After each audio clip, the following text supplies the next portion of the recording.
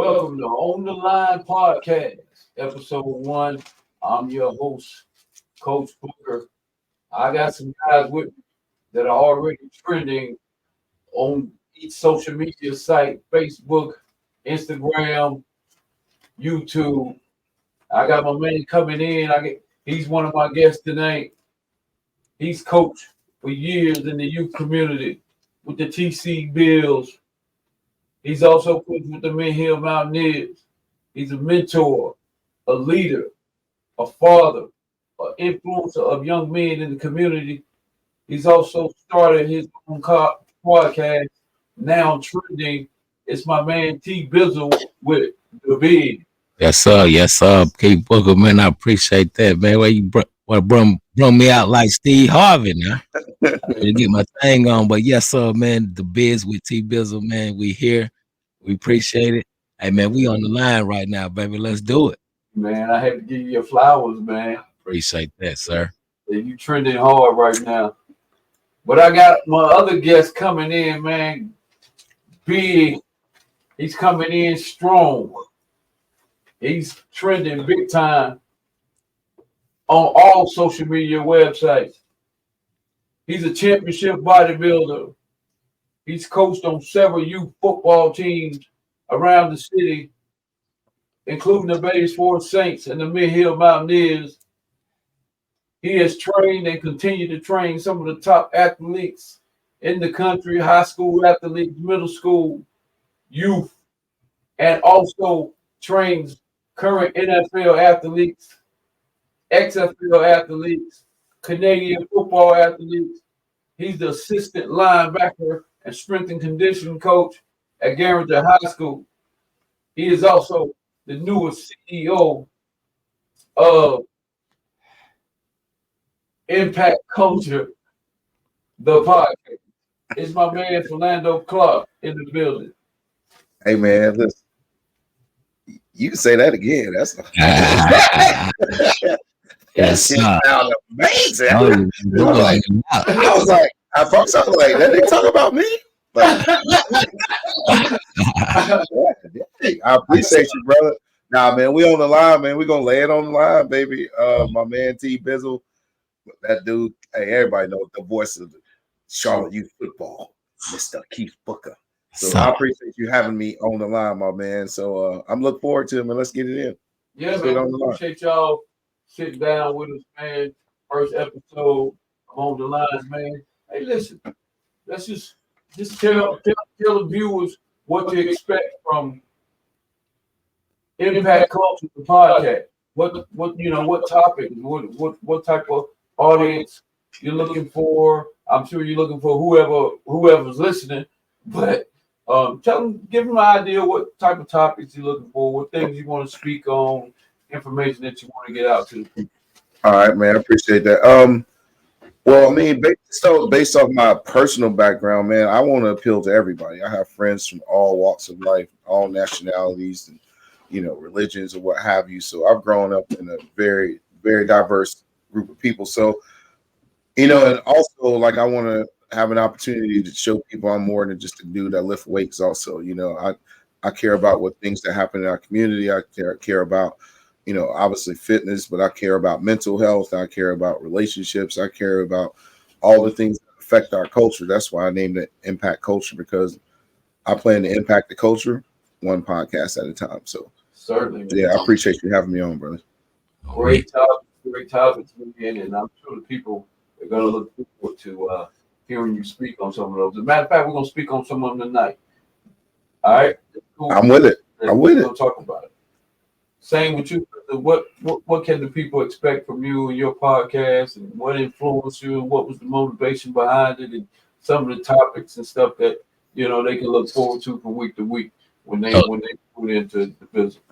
No doubt, man. My vision for this thing, man, it started a couple years ago, and just kept playing with it, man. And I said, I'm gonna do this. I want to do a podcast, man. I love sports, but you know what I'm saying? I'm always watching Sports Center when I wake up. The TV's on Sports Center, and when the guys come through or on the phone with the guys, man, we getting it in about sports. I said, I'm gonna start me a little sports podcast. But I'm gonna talk about a little bit of everything, sports, hip hop, pop culture, man. You know, our people, you know, these things going around Charlotte.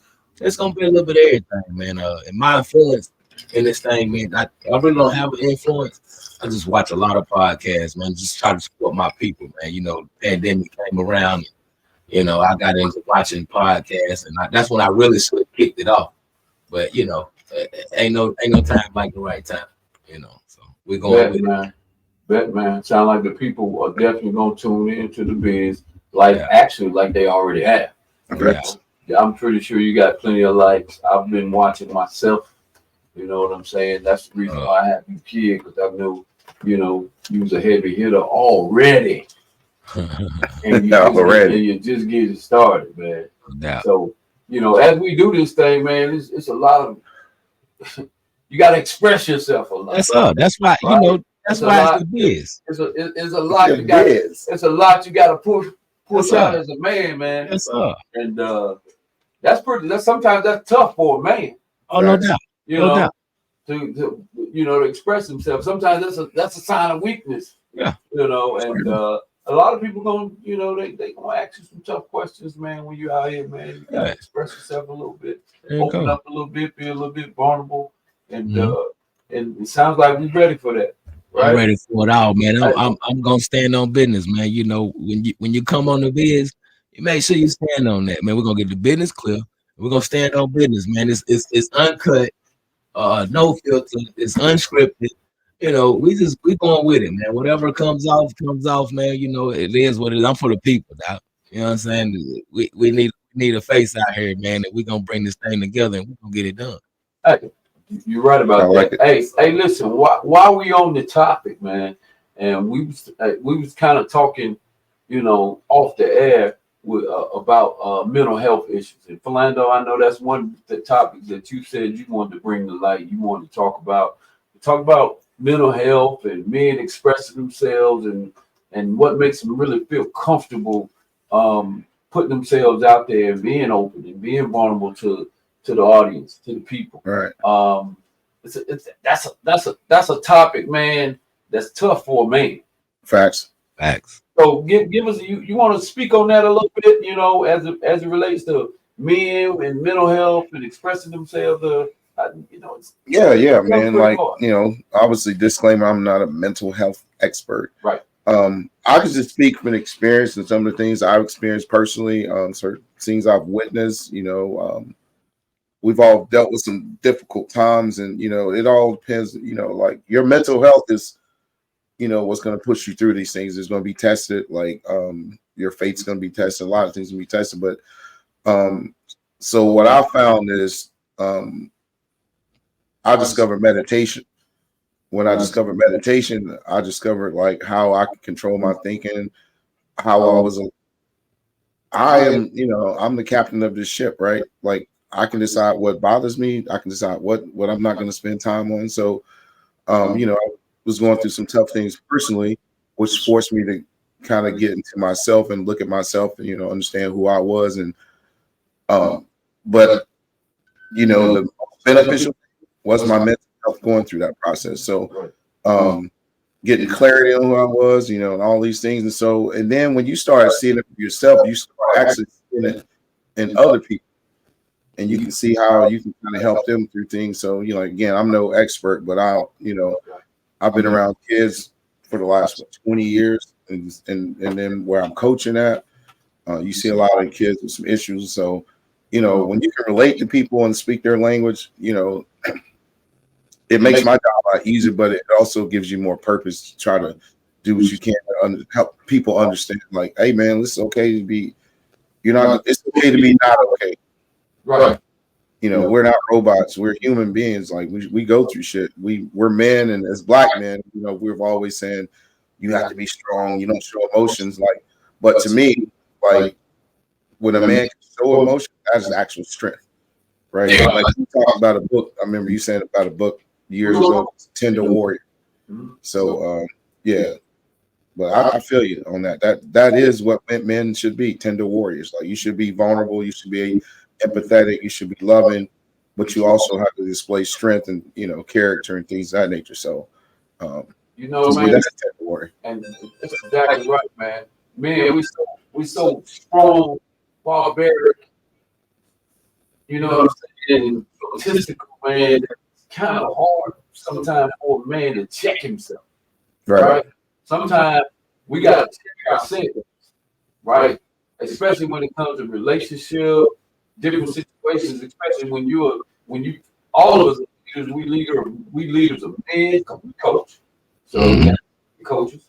So we lead those guys, right? Right. You know, sometimes we gotta accept feedback, sometimes we gotta check ourselves, and then you know, we got kids that's coming to us, man, kids watching us, bro. Kids are always watching us, man, because of the arena that we're in, right? So everybody's watching, man, and so many cameras these days that can record you, right? Right. Right? So really, man, a man got to be able to, in my point of view, is a man got to be able to check himself. Let me ask you a question though. You said something interesting, like, you know, we are leaders of children, you know, our own children, obviously first, and kids we coach. But then you said something else, like leader of coaches, right? Yeah. Which are young adult men, right? In most cases. Right. How do you approach that kid who's super bravado and you know, street and don't understand that layer of being empathetic and, you know, caring about other people? How do you approach that guy and show him this okay, like to be vulnerable, to be like, You mean it's okay? how do you break down? How do you approach? How do you tap into that sensitive side of that guy? How do you the man, break that down? the man or the kid? I'm sorry. You're saying how do you break down? How do you approach the coach? Yeah, how do you know, as like you said, you're a mentor to the coaches as well. Some of these younger coaches. Right. And you see some kid that just don't have that compassion, that he just, you know, he's on guard all the time. But you see another side of that kid, right? Right. You know he's going through some things, but how do you teach him? You know, you don't have to lash out at everything. How do you teach him how to process his thoughts? My thoughts on that. Good point. My thoughts on that is if a kid, if somebody that you're coaching up, right, and he's by your side and coaching him for a season, right? If he's with you for a season. Really, if he sees you, I feel like they gravitate more to you if they see you really being submissive, and being open, and being vulnerable. Okay, so that's the approach. Yeah, I think that's kind of the approach where he can feel like, hey man, if Coach Orlando can be vulnerable and open and submissive to things that you wouldn't expect a man to be, you know, so open to, then maybe I can. So when you go to talk to him, he done seen you in that state, right? Right. So he may feel comfortable with you approaching him about a certain topic that's going to make him open up and express himself. So that's just my take on it. Yeah, I like that. What about you, Bizzle? What do you think? Hey man, that's it right there, man. You can't be a leader of men, man, if you can't, you know, they can't see all sides of you. You know what I'm saying? We out here with these young fellas, they got to be able to see all sides of us. You know, the coach, they got to see the guy who you are. They got to see. Well, let's put it like this: they got to see Coach Bill. They got to see Tony. They got to see Dad. You know what I'm saying? Because a lot of those kids out there, they don't have a dad, so you got to expose yourself. All three characters, all characters. You know what I'm saying? They have to see that. That's important, man. You know what I'm saying? I agree with you on that book, man. You know, you got to show all facets of yourself when you're out there, especially if you call yourself a leader of men, man. Right. You know what I'm saying? Because this generation, man, we lack leaders right now. And I think that's why the crime rate in Charlotte is how it is, man, because it's a lack of leaders in the community, bro. And you know, we can't just sit around and discuss it, man. We gotta, you know, do our part and be about that, you know. Man, I'm so glad you mentioned that, man, because you know, honestly, it goes back to mental health, man. There you go. It goes back to mental health, man. Like mental health is plaguing our community, man. To some kids can't plateau, man. They can't reach that pinnacle of as it relates to education and social, how to socialize. They, for some reason, they can't. Is it a mental health thing that's blocking them? Is it us, the expectations of us as men who know how to reach and teach a young kid who's struggling? I mean, what is it, man? Because at that point, they turn to crime when they can't expand their mindsets, when they can't reach that pinnacle on, being good at school, no behavior issues, making good grades. They get frustrated, right? And I think that turns into, and they might be getting picked at, bullied, and I think that turns into, that impacts mental health. No doubt. That's just my take. Basic life experience. Yeah, right. So what do you think about that? What's your take on that? Man. I mean, honestly, as a coach and as a mentor of young men, that's a hard. Damn, how much? It's a hard position to put yourself in, because you got to understand there's going to be a level of people that's not going to follow advice, right? Because they're that influence, because you might be that only one, right? And you got them 6 hours a week, right? Then they got to go back to that environment, and there's no telling what that pull is, right? Like, that's kind of like having a kid in two homes, right? Let's say you got a disciplinary home and you got a do as you will home, right? And then the disciplined home is like on the weekends, every other weekend. So you're talking about? I'm saying as a coach with your with a kid, right? Because you have a very short time with these kids and try to put these things into them, but for the most part, they're going back to poison. From these 2 hours to another 22 hours, that's hard to compete with. You see what I'm saying? Like, because I mean, I believe this, and I know you believe that most kids are good kids and they want to do the right thing, right? But a lot of these kids, especially the kids that we coach, are so impressionable, so easily influenced, especially when they don't have that constant Coach Tony, Coach Greg in their ear saying, "Come on now, go this way. Everybody going this way. You go this way." Right? But when I send him that way and he go home and then there's 85 people say, "Nah, bro, we going over here." You know what I'm saying? Like it's hard for that kid to stay unless you just, I mean, you're gonna reach some kids, and there's some kids that really want it, but then there's some kids, let's just face it, we're not gonna reach as much as we want to. But you know what, man, so staggering and so alarming is the numbers, right? Yeah. Everybody in this room wants to win, right? We winners because coaches and fathers, and we want to win, man. But when you look at the numbers, when you look at the news, and I know they can blow it up, but the numbers are real, man. When you look at the kids that are going to prison, the kids that are being murdered, it's almost like genocide. No, it's not almost, it is. So it's like genocide. So, and I think we're doing our part. And I think the three of us right now, the three guys that are in the room, are doing their part. We out in the community, we serving. No doubt.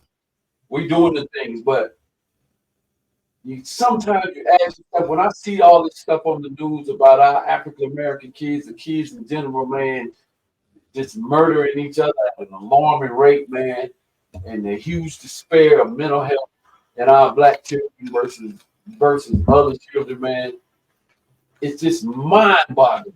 And you always ask yourself, I know I do, am I doing enough? Right? Am I doing enough? What else is it that I can do? I don't think you can ask yourself that, because I know you. I don't think you can. I don't think that's fair to you. Honestly, this is how I met you.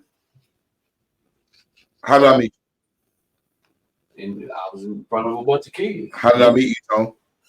front of a bunch of kids. So for you to say that to yourself, am I doing enough? You've been doing this since I've known you, and our boys have grown up together. Mm-hmm. So I know you. I know you're hard. I know you're a man of service. So for you to actually say, "Am I doing enough?" It's not fair to you. Honestly, I'm not going to put that on yourself because I know better. Right? No, because it's real. We are always critics, right? We always gonna say what could have been, but we know what we are doing and what we have done. And I know you personally, and I know what you have done. So you can't even put that. Well, you know what? Look, before you go into that, Booker, man, I think that's like Booker's mentality, man. That lets you know this man really cares about the community. You know what I'm saying? Like for him to say, "Am I doing enough?" Like, how much time do you need? Like, Booker has a family, you know what I'm saying? He has kids that he has to raise himself, and he's still out here thinking about, man, what else can I do? I'm not doing enough. I'm a leader in this community. What else can I do? And that's what I was saying about we lack leaders nowadays. You know what I'm saying? Like, we need more guys like that to think that. You know what I'm saying? But what else can we do? We go out and serve our community. You know what I'm saying? 2-3 days out the week. Now that you guys are coaching in the school level, you guys are hands-on every day. Right. You know what I'm saying? So I understand where you're coming from. What more can I do? Like, that's a great question. What more can we do? It's a great point. That's an amazing question. It's like, and I can tell these young kids that's out there coaching, that's inspiring to be coaches, and they got all these kids in front of them, right? Mm-hmm. 2 or 3 days a week, youth football, and they're coaching them. At some point, man, practice can't be practice, man. There you go. Practice. Say that again, bro. Say that again. Come on now, bro. Practice can't be practice, man. Sometimes, man, and I've done this, and me and Greg, who's producing this, doing this whole production right now. Mm-hmm. Man, we took a group of kids. We took a group of kids to the national, right? We didn't really have a national football team. Yep. Mm-hmm. But we knew for a fact that these kids needed some exposure. There you go. We knew that they needed to get out of their situation. Like Philando spoke earlier about going back to poison. But we didn't want that to happen. So we took them to national. Man, it's raw, bro. Just feel what it is. It's raw. Listen to what I'm saying. We took them to national. We're gonna have to bind off. And while we were there, we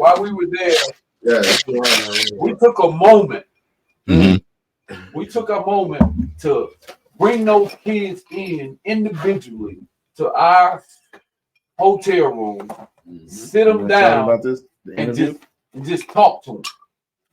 Talk to them about anything that we wanted to talk to them about the things that they don't talk about, that they haven't been able to talk about. Mm-hmm. They're at home and ain't nobody listening. We set them down. Each one of these football players, we went down there for football in the national, but we took that moment to sit down and interview each kid just to see where he was mentally. Right? And I think, and I tell you, every kid that's out here, young adult man that's trying to coach up a team, take that moment, bro. Take that moment when practice ain't practice, man, where you sit down and you just vibing and you talking to each kid to make sure that they are mentally you can't. I couldn't agree more, man. That they mentally lined up. I would say, man, I know that moment, and honestly, I've always told people that moment changed the way I coach. Because we understood how many kids we had on that team that did not have relationships with their fathers. Absolutely. The absent father. And then we started to understand their behavior patterns. Right. My son was there, your son was there, but he was there as a kind of helper because he aged out, right? And then we had the team dad son there. Yep. And that was it. But there were some kids like Flip whose dad was in his life. But for the most part, remember those kids, a lot of the kids' dads were in jail or dead. Right. One kid said he came home, he saw his dad dead in the yard. Crazy. You see what I'm saying? Like, so when you start reflecting and like, remember how you was trying to chastise this kid and he shut down on you because he's only been raised primarily by females. You're like, oh, okay. Oh, I see why this dude responded the way he responded. Right. You know what I'm saying? So it was like, to me, that more than for them, that was a growing up moment for me as a coach. I will say that. Hey, man, I'm telling you, man, the opportunity to sit down and take that moment, man, really helped redirect some of those kids, man. Absolutely. We gave them a little bit more positive influence. We knew where they were and what they needed, and we stepped in. That was a big moment. And I asked all coaches that's standing in front of these kids, man, take that moment, man. For real. Take that moment, sit down, and just tap into a kid and just make sure he's okay. Right? Because it might not be somebody home that he can talk to. He may not feel comfortable, but they might feel comfortable with the Coach Bizzle or Coach Clark. Right. You know what I'm saying? Coach Booker. And so all I know is mental health is plaguing our community. We got the opportunity to sit down and talk to a lot of kids all the time. Let's just make sure we're taking those moments. I love it. Crime is running rampant. Sure. In our community, and the gun balance is unreal. These kids are playing by a different rule. Oh man, right? Yeah. It ain't no more fist fights, is it? I don't think I've ever heard of one. These kids ain't squaring up with each other no more, man. So here, let's talk about that. Let's do that. So I think when you said that kind of segues in or reverts back to what you said about gun violence, right? So let's say let's take this back to when we was in high school, and let's say we in this room right here, and you and Tone get into an altercation. When we was in high school, the only people in the world that would know about this is 4 people sitting right here. Right. So because if we hanging out in these close quarters, we obviously mess with each other on a certain level. So it's probably not going to get any further than this. Right. It's probably going to be resolved before the end of the night, right? Now, that shit happens now. First thing me and Greg going to do is grab a phone. Going viral. You going viral. There you go. So now whoever between you ever felt like somebody got the best of you, now there's an altercation. Oh, you going to let that nigga do that? Too many people done seen. There you go. So now somebody got to get some get back. Right. So it's not over. That's where the gunplay come in. So now, whoever they people coming after their people, and here we go. Another cycle has begun. What's crazy is you still have, this is where I think the mental health comes in. You still have the opportunity, the kid still has the opportunity to make a choice. Mm-hmm. How did all of a sudden, we're going to get to this too. How did all of a sudden it become gunplay? I just told you. First of all, because of social media. No, let's go back before social media. So let's go back to what's the most influential thing there is out there for a kid. When they got their headphones on, what are they doing? They listen to music. They listen to murder music all day long. Listen to what? Murder music. And girls listen to Be a Slut music all day. Right. Mm-hmm. So back when we were kids, only time you can hear some music with some cussing in it was probably when you were supposed to be in the bed. Right. Right? So they had certain times they play music with, I'm talking about crazy words like shit. Yeah. In a song, then come on to after a certain hour, right? Right. Now let's flip that. For the last 15 years, girls are hearing this shit at the bus stop. Go do this, do that. As soon as they get up in the morning, on their way to school, they're hearing I kill him. Girl, go do I sucker. You know what I'm saying? Like all day long. Right? So that's the first influence, the music, right? And so this boy, I read something a while back. It said there's a formula to every successful hip hop song, right?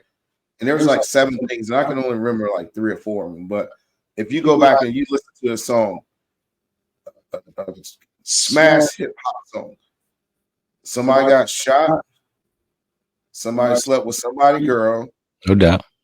somebody got money illegally, somebody shitted on somebody, like scammed somebody, right?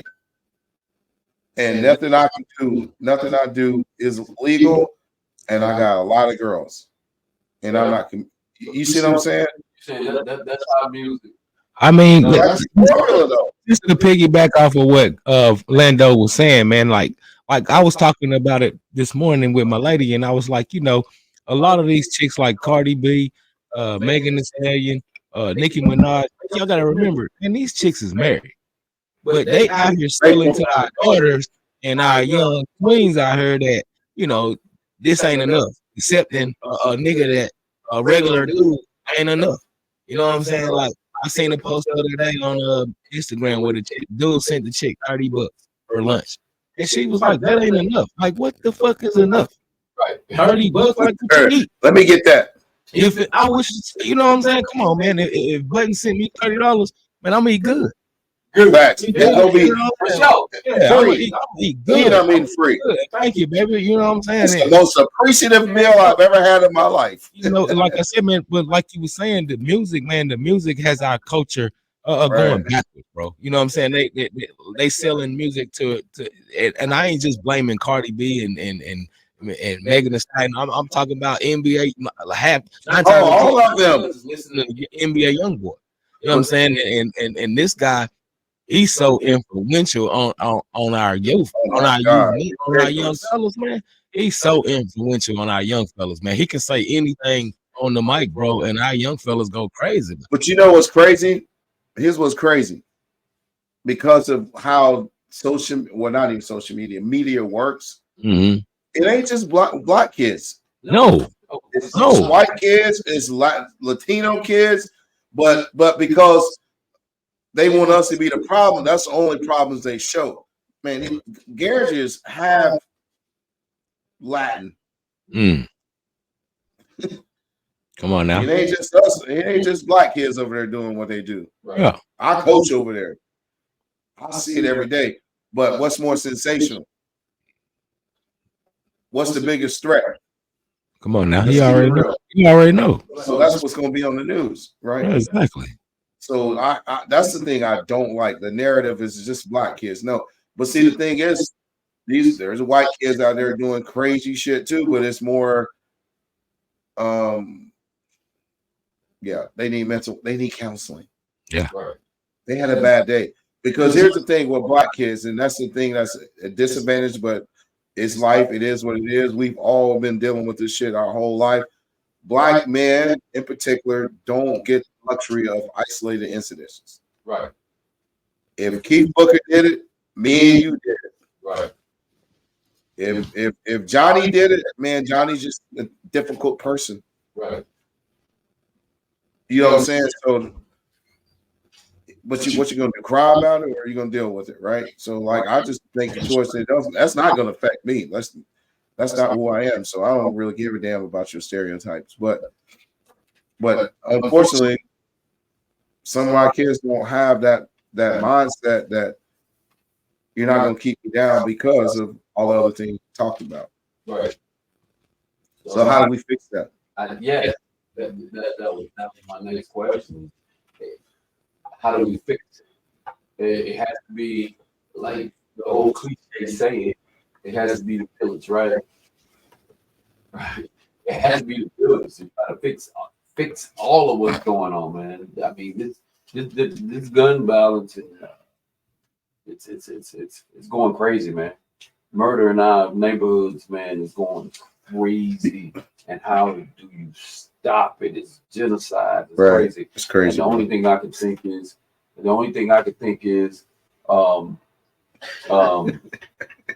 like you said earlier, man, we're really doing our part. We're serving, we're doing our part, but still it still hits you whenever you see so absolutely. much of it on TV, because it means something to you. and especially with the, let's go back to you, and I hope this ain't getting too personal. You've had I lost a son to gun violence. violence. Absolutely. Like, I'm not ashamed to talk about that it. hit home. So, but here's the thing, though. But see, that's the thing that goes back to this, right? You know me, and everybody knows me. My character when it comes to children and a standard I uphold and what I expect and expectation I've set, right?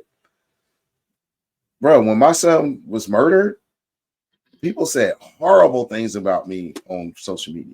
Wow. You know what people said? Oh, well, I heard he left her for some white woman and then he started a family with him. Right? Crazy nonsense. Complete nonsense, right? Like I know, we can put everything we want into our children, right? But it's ultimately up to them to make the right choices, right? Absolutely. Like I was never going to tell your son, you're never going to say, Justice, go pick up a gun, go. You're never going to say that. Never, Justice, this is how you design, this is how you resolve conflict. You're never going to say that. I'm never going to tell my children that. I'm never going to tell my kids. But when they become young adults, they make choices. And sometimes, like I was a young adult, I made some dumbass choices, right? Fortunately for me, there was no social media when I was making those dumb choices. Right. And I was able to say, whoa, nah, this ain't what's up, bro. And then when you make that decision, you start making different choices. And when you start making choices, you start having different results. And when you start having different results, you start having a different lifestyle. Right?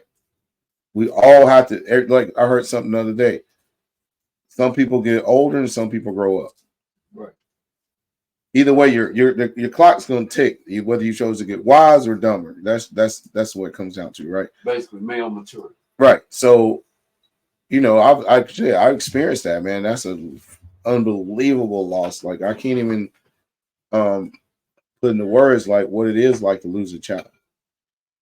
So, but I do take comfort in knowing that I put the right things in my child, and he just gotten in an unfortunate situation, right? People don't even know the details, and But here's I tell Tone this before. You only know what you think you know, and if I know what it is, I don't worry about it, right? Absolutely. So, man, I'll say this to the day I die. Your opinion is basically based off your judgment.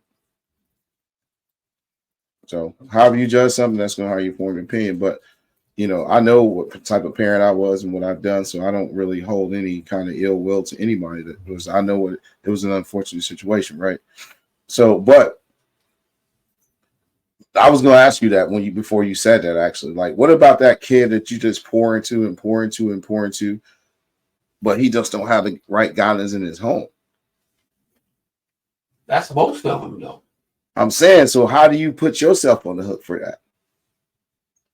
You don't. That's what I'm saying. So that goes back to you saying, well, I'm not doing enough. You're doing everything you can. Right. But if, like you said, you can. But if then they go home to that influence that's there for 98% of their lives, what you gonna do? No doubt. And you got to think about it, man. It's like I used to say this. Like some of the kids, it's the same as some of these grown men, bro. Like you can go out there. Like I remember at one point, man, I was going through something in life, and I was coaching, and for those 2.5 hours that I got out there with those kids, like everything was pure. It was about these kids. Everything that I had on my mind, everything that I was going through, it went out the window for those 2 hours with those kids. Wow. Like, you know what I'm saying? And we have to look at it like this. It's the same way with the kids. Those kids, for those 2 hours, they get to be around different type of young men. They get to be around us, different coaches, different, attitudes, mentalities, and they need that, bro. Okay. That's important. You know what I'm saying? Because for those 2 hours, that might be the greatest 2 hours of that kid's day. You gotta look at it like, man, most kids don't like school. Most kids only come from school. So for those 2 hours they had football practice with their coach, they find gratitude. They find love. You know what I'm saying? That's very important, man. So you never can do enough. You can just do what you do, man. That's all you can do. My man. As long as you there, they gonna remember you. Like this guy, like every guy in this room, as a kid, they, hey man, Coach Booker, man, that's that guy, man. He taught me everything I know, man. He took me to Florida. You know, he believed in me, man. You know what I'm saying? Like, and never forget that. Yep. And never forget that. You know what I'm saying? So, yeah, that's just what it is, man. That's real. Definitely made some lasting impacts, man. Lasting Yeah. impacts. That's real, man. Yeah, man, because I ain't never been one of those brothers, man, to shy away. You know, people go through shit, bro. You know what I'm saying? And at that point, man, it was a low. I'm gonna tell y'all, man, it was a low. But for those 2 hours I was out there with the Dream Killers, man, everything was golden. Your sanctuary. That's your purpose. Yeah, that was my That's your sanctuary. purpose. Like Yeah, that's whatever your I'm going through, it wasn't bigger than these kids that I was leading. They looked at me as the leader. But when I go home, I'm like, fuck. Man, but you feel like a hero though, bro. Yeah, but when I go out there with them, they take my mind off of that. Because for those 2 hours, I gotta lock into these young men. Gotta be Coach Tony, superhero. I don't mean to cut in with what you said, Coach Tony. No doubt. I've been in practice days that I didn't wish practice with any. You feel me? Oh man, there you go, bro. We've all been there. There you We go, have bro. all been there. Real shit. Yeah. We have all been there, brother. Yeah. Football has saved a lot of us, man. Straight up. You know, you heard those when people they say, man, come home and they sit in the driveway before you go in the house. Like we've all done that shit, bro. That's all. That's all. Because you know, we have an expected strength, right? That we have to have. So and we're guilty of taking that on, which I mean, if you think about it, at the end of the day, we're human beings too. So that's really bullshit that we have to mask our feelings and have to hide what we feel like, right? But if we do, we sassy. Yeah, no doubt. Right. No doubt. But you know, if you got a wife and a woman, you afforded that, right? What's up? But yeah, we've all sat in our cars and been like, damn, bro, let me get my shit together because I don't want my kids, my boys to see no weakness. There you go. That's some bullshit, though. If you're some bullshit, because now you really kind of lying to your boys that you're never gonna have a bad day.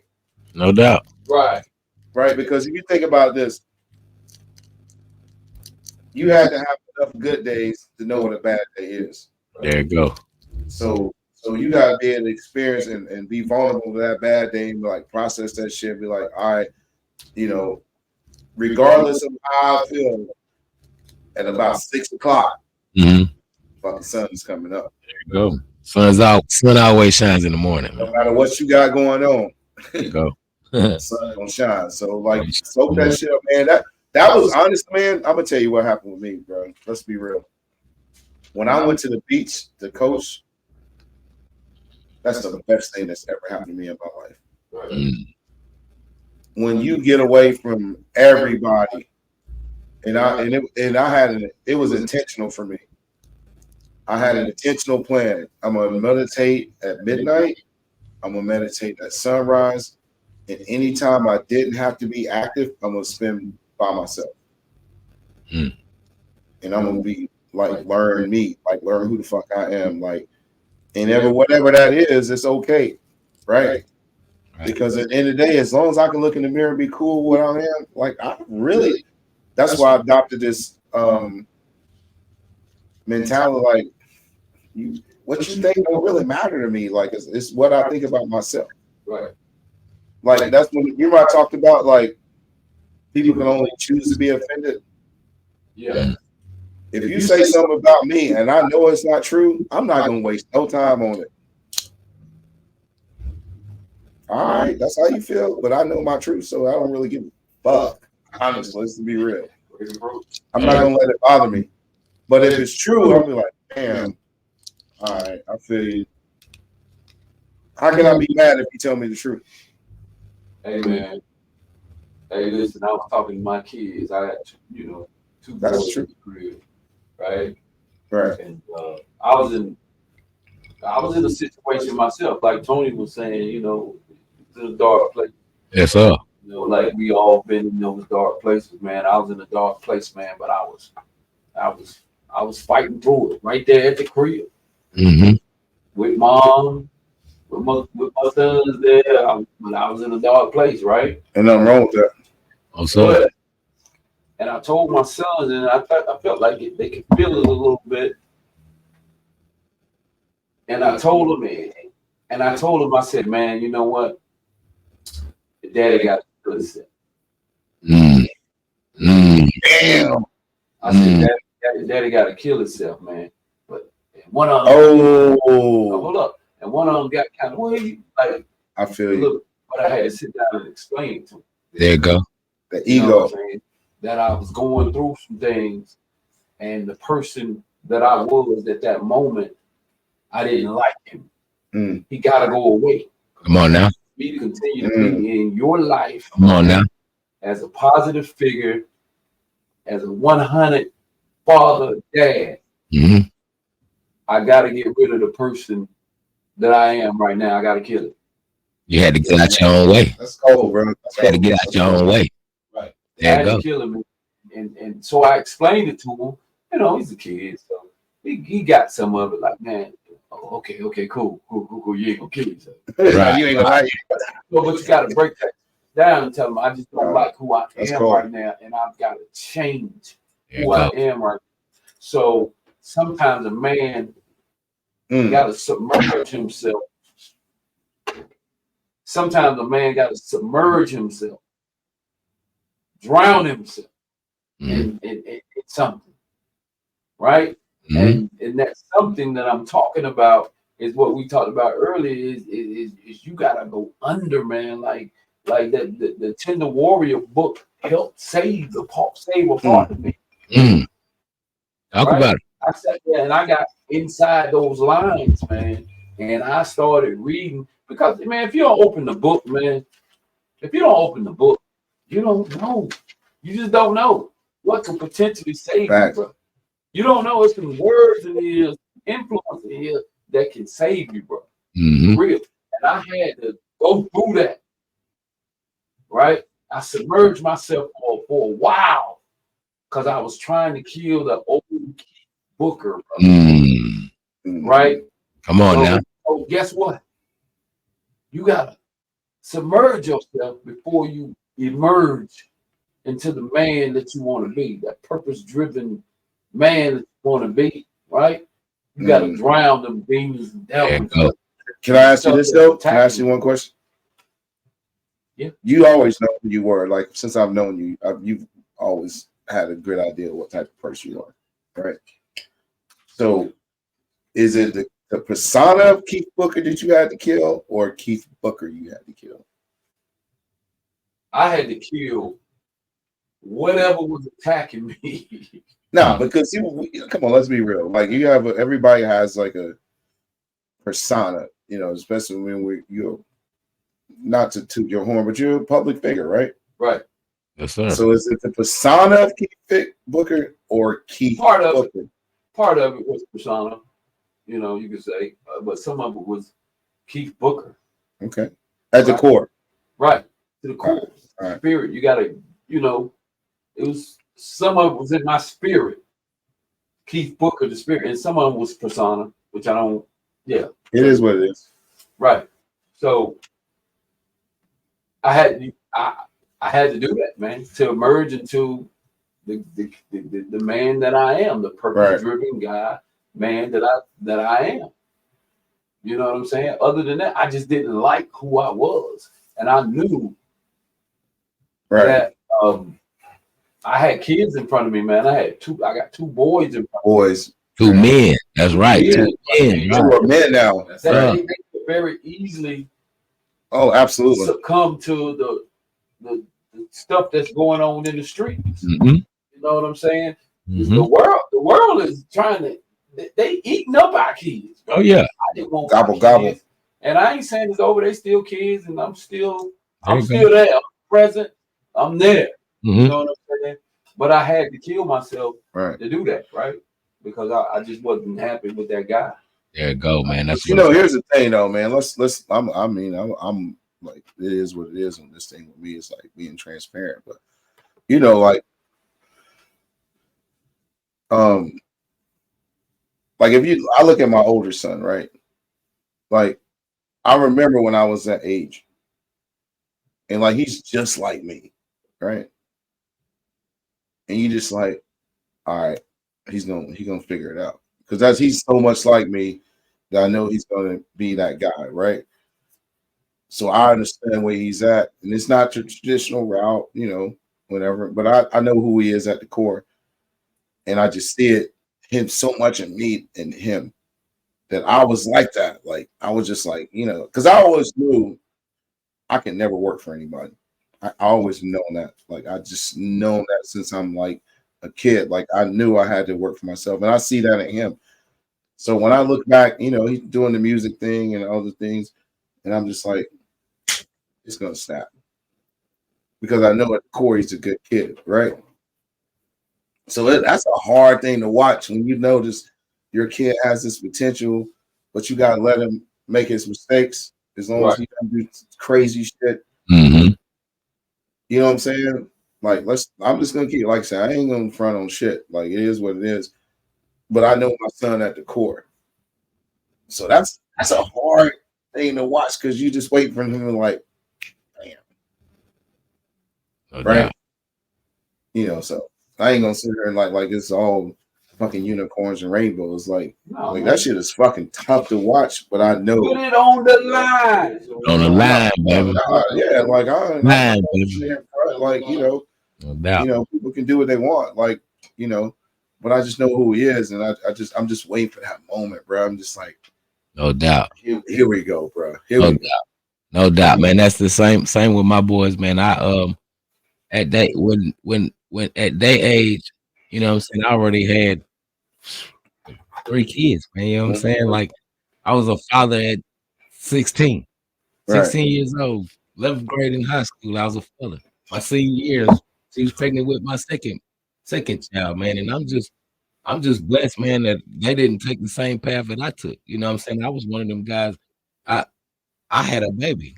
I ain't going to school. I gotta go get some money because I gotta take care of this young lady and these kids. You know what I'm saying? That's a harsh reality. Yeah, man. You know, but I was lucky to go through those things so I could, you know, when they was coming up, I could teach them, you know, don't go the route that I went. I wasn't thinking about going to school, man. I was selling drugs, you know what I'm saying, in school, bro. You know what I'm saying? My life was completely different, but God gave me a second chance with them boys. You know what I'm saying? And I was able to tell them, you know, hey, and this was my main thing with my boys. When they leave out the house, hey man, look, go. If they going left, you go right. Absolutely. You know what I'm saying? Because you go left, yeah, don't worry about them police. You gotta worry about coming home to see Pops and Mom. You know what I'm saying? So, you know, it wasn't like putting fear in them. It was just, hey, when you get to that road, you gotta make that decision. Yep. And whatever decision you make, you're gonna have to man up. Yep. Like I didn't have to do the shit that I did when I was young. Right. I didn't. My mom, you know what I'm saying? I didn't have to. Right. But that's just shit that I supposed to do. You know what I'm saying? But now, like I said, now I got this. God gave me the second chance to lead these boys down the right direction, man. And they, you know, they good young men, and you know, I ain't never had to bail them out or, you know, get them out of no shit or nothing like that. And you know, that's what it is. And I always tell them, this is one thing I always tell my boys: you guys are way better men than I was. Absolutely.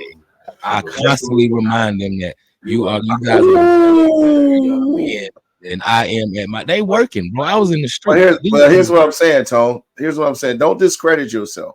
No doubt. Because you could have fell into so many stereotypes. No doubt. No doubt. Fatherless children. You got a baby 18. And since I've known you, I've known one woman and your children. There you go. That's what I'm saying. So it's like it might not be the traditional route, but you survive. And I've never seen your kids without you. growing up, and I've never seen you with another woman. So you got there's something to be said about that. So because you could have gone so many different ways, right? Yeah. And chose like I'm 16. I can't take care of no kid. You know what I'm saying? Like so what you did what you had to do. Like that was the choices you made, and you obviously made the right choices. So I really, to me, like the whole everybody has a different path, but your path was successful for you. Your kids are still here. You know what I'm saying? Still present. They're still present. Still the same woman. So everybody's path is different. Just like people, some kid might pay JUCO and then end up Division I. Some kid might not get drafted, but then end up being up a Hall of Famer. Everybody's path is different. No doubt. But the end goal is your kids know who their father is, right? Right. There it is. I just wanted them to know, like I always told them, like I never met my father. You feel me? And I'm like, hey, you guys would never have to go through that. You guys would never have to go through not knowing who dad is. Right. Like that's a win. That's a huge win. That was the win for me. And them getting that high school diploma, I won. Man. I won. Yep. That's what I'm talking about. I won, bro. That was the proudest moment was seeing them being brought in, but the pinnacle was making sure they walked across that. All three of my baby girl and my two sons walked across. There you go. And that was a win for me, bro. That's success, bro. You did your job. That's good. No doubt. You did your job. And we on the line. Yeah. I ain't never, like I said, I was a fucking father in high school, bro. I never graduated high school, but I told my kids, hey, this is what you need right here. But guess what? That's what I told them. I started my podcast. Dad finna go get that paperwork. There you go. Facts. Say less, bro. You know what I'm saying? Yeah. You know what I'm saying? We on the line, man. You know what I'm saying? So I'm going to get that paperwork for my brother and my daughter. You know what I'm saying? So they can, hey, so they can come and cheer me on, bro. Let me give you your flowers, bro. You know how fucking big that is? No doubt. No doubt. That's what we've been talking about. Men being vulnerable. Men being fucking open. No doubt. Like, bro, this is a safe place for us. So, like, whoever don't agree with it, this ain't the place for you. You know what? We missing that, man. We missing that, bro. It's okay. That's what's up, bro. I love that for you, man. It's okay, man. Sometimes, man, we just got to call each other and be like, man, you good? No doubt. No doubt. Facts. You know what I'm saying? We check in with each other. I remember somebody told me, man, they was like,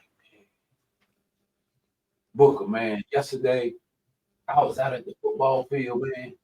I was out at the field, and I had never seen you in a situation like this, man.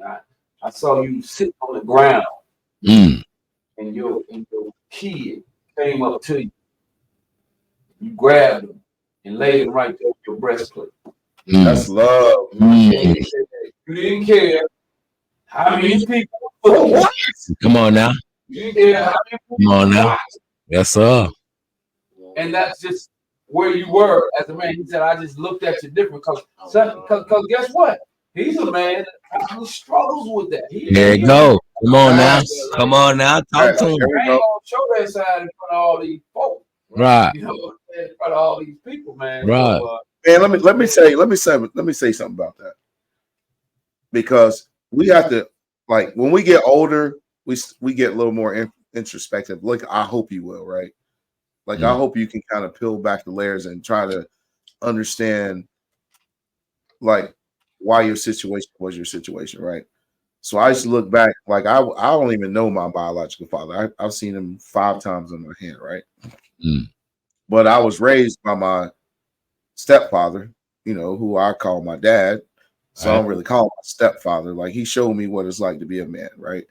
Like, you get your ass up, you go to work regardless, right? Now, was he like loving, oh, I love you? I don't think he ever told me he loved me, right? And I used to think about that shit because we tell our kids we love them all the time, and it's nothing, right?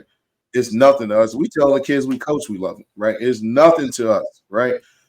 But somewhere that had to be a breakthrough or whatever, because that's just not the way our fathers were raised, right? Right.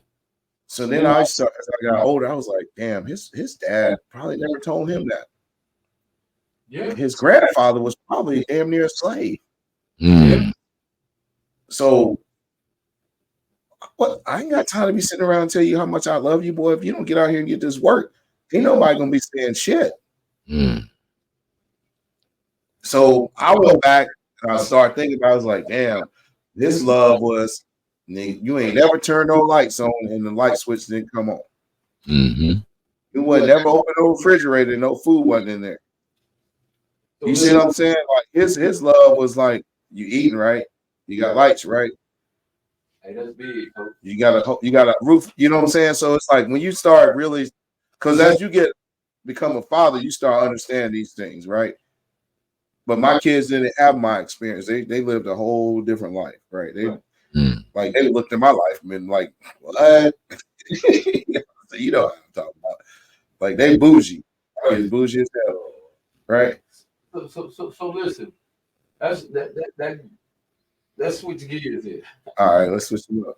And let's talk about the person that people always say, what's that cliche saying?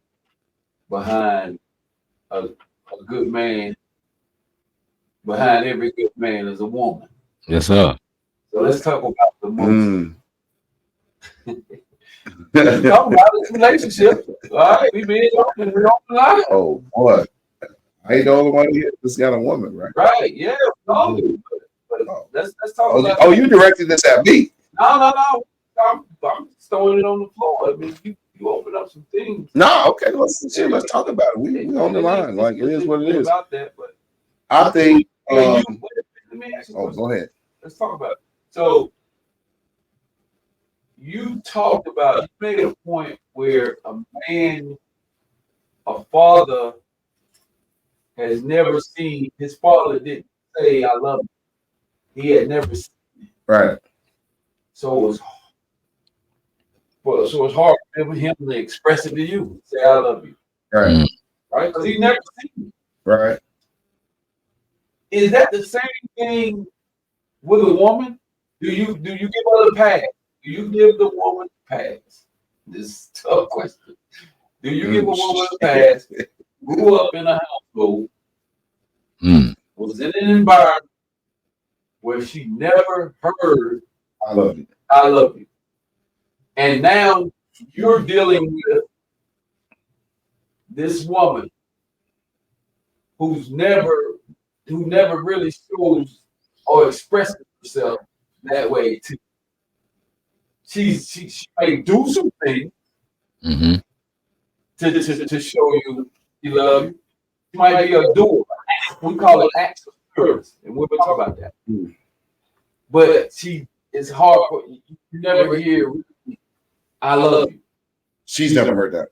Because we're in a household where she didn't see all of that hugging and you know, mom and dad loving on you and saying I love you. And now she's out here in a relationship, or the woman that you're in a relationship with, and she's really not expressing herself sometimes. Is it okay? Because honestly, they say men just won't respect. They don't give a shit about love anyway. So do you ever feel that way? What? Just can't do it. I mean, she says, well, I ain't never seen her. Do she get the pass? How does that work? What should she take on that?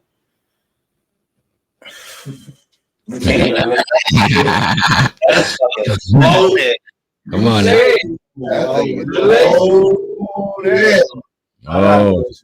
Ooh.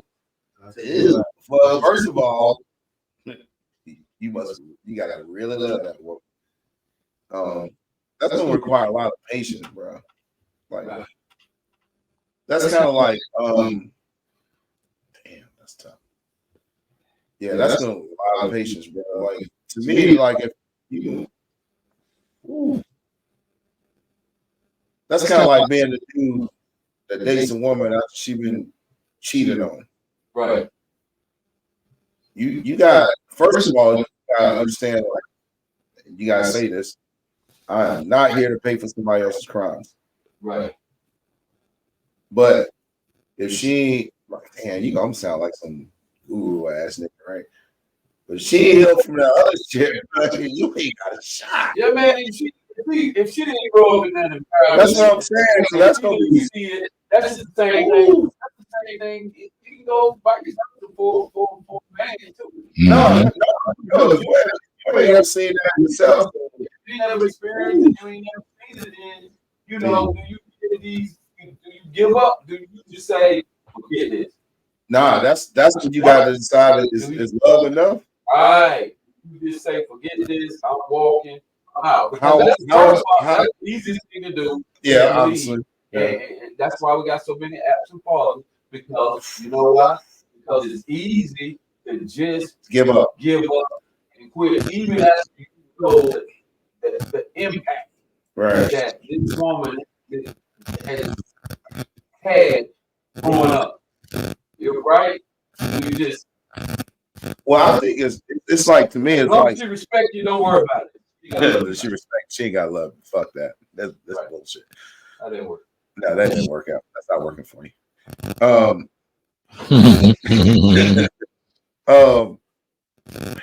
Man, that's tough, bro. That's a hard. Yeah, man. Tough. That might require you go to school for that.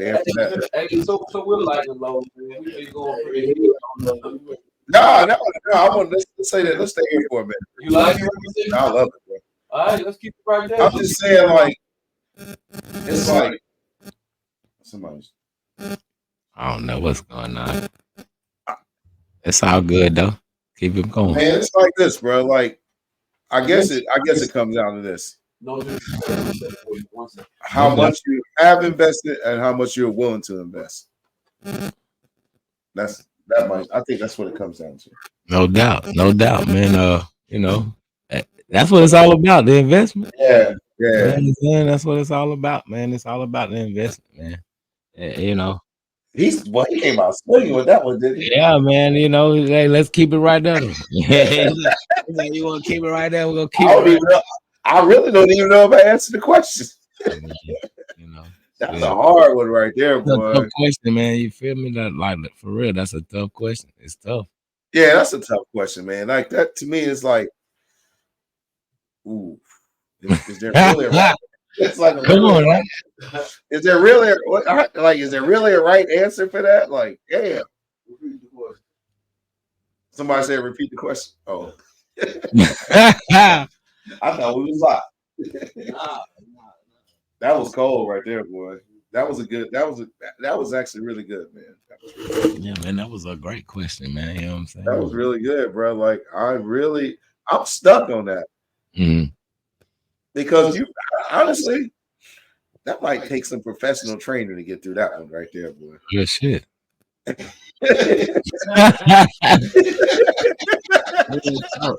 was a good ass question right there, Book. I'm gonna give you that one. That's why we're here, man. Because I really don't have a.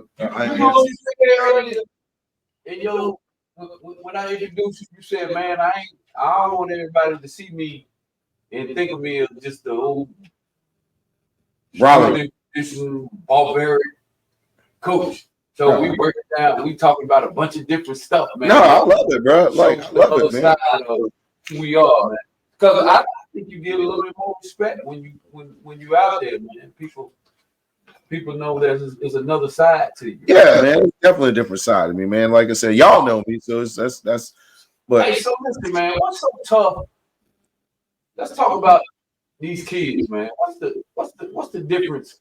What's the difference between winning coach and a coach that a coach that's not winning? What's the difference, man? We coach all these teams. Mm-hmm. You know what's the difference, man? What do you think is the difference between a winning coach and a coach that honestly get over the? I have a very simple answer to that. And let's keep it sort of at. Let's start with youth football because I know we can go way further. But here's the synopsis, and I'm gonna say this, and I'm gonna let Tone have the floor. Somebody asked the coach one time, Bo Schembechler, Remember him from Michigan? Mm-hmm. Yeah, Michigan. And I think they won a national championship the year before, right? And someone asked him, how great is this team? You know what he said? Ask me in 15 to 20 years when they're husbands and fathers, and then I'll tell you how great this team is. Oh, man. Oh, man. I love that. Wow. I love that. Wow. So, because we're not mentioning, so what I'm saying it's not about wins and losses.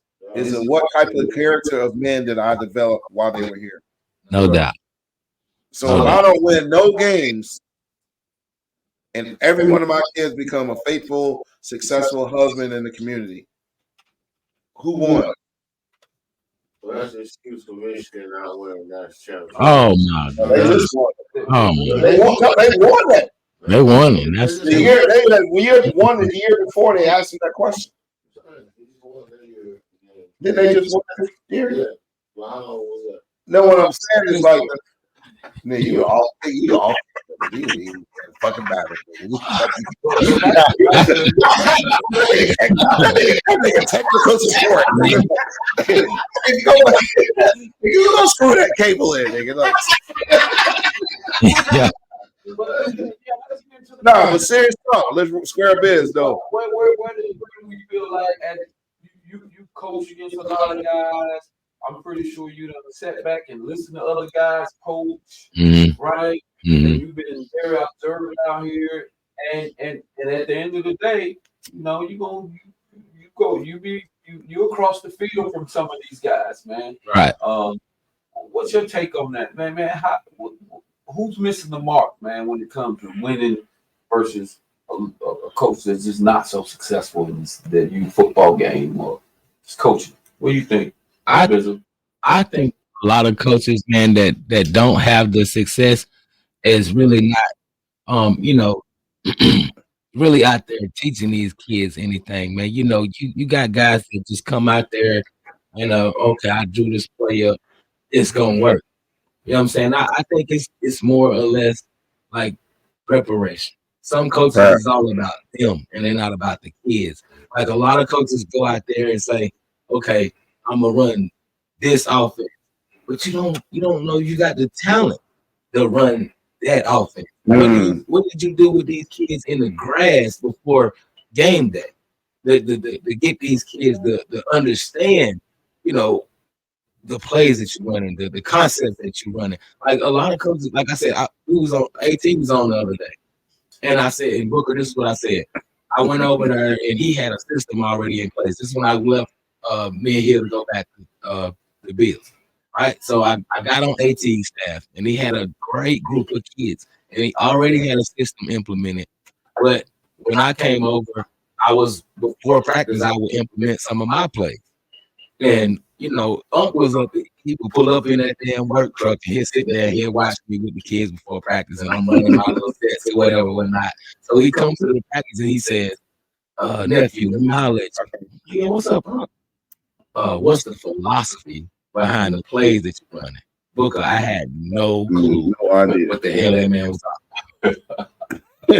So that's the answer to my question, man. Like I was young, I just went like, man, I want to call plays. My kids go for a touchdown. I'm like, yeah, man, I drew that up.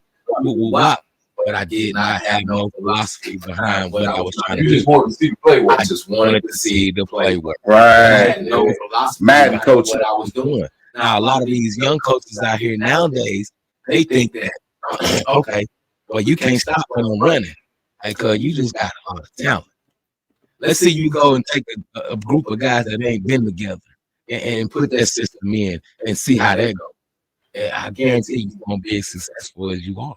Well, you just made a good point, and that's a sound bite. We're gonna reel that one. Reel it back. A lot reel of it back in. just want to see the play work. They just want to see the play work, and that's how it was, Book.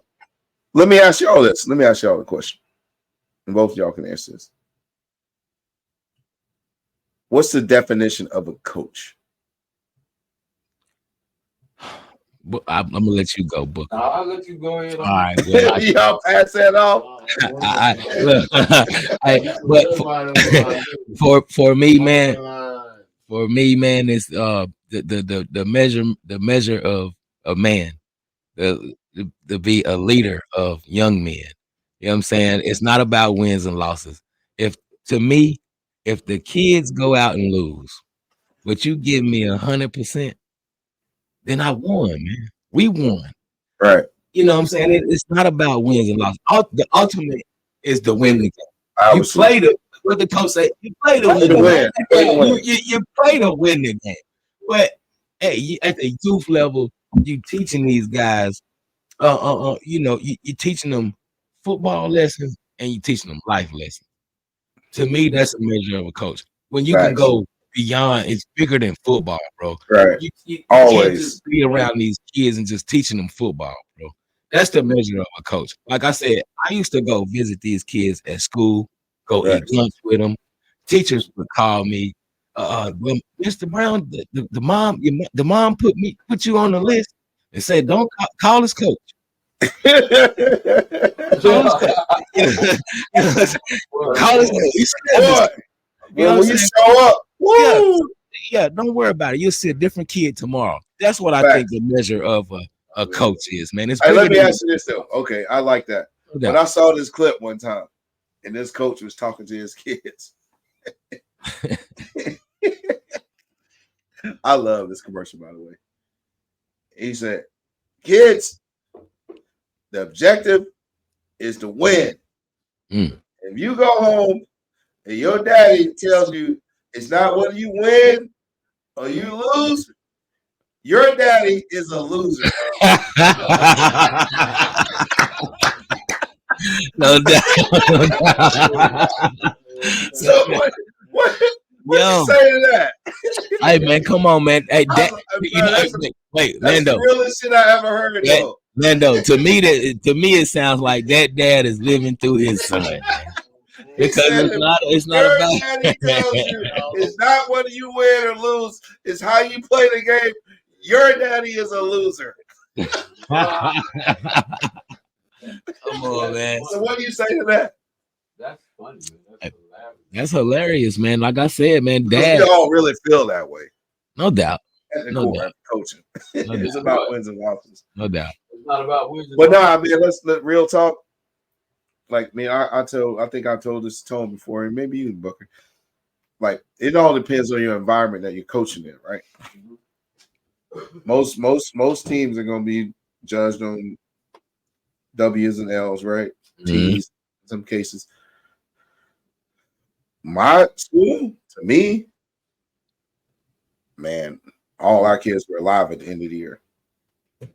Wow. All my kids were not in jail. You know what I'm saying? Like, none of my kids got anybody pregnant. Yeah. That's winning.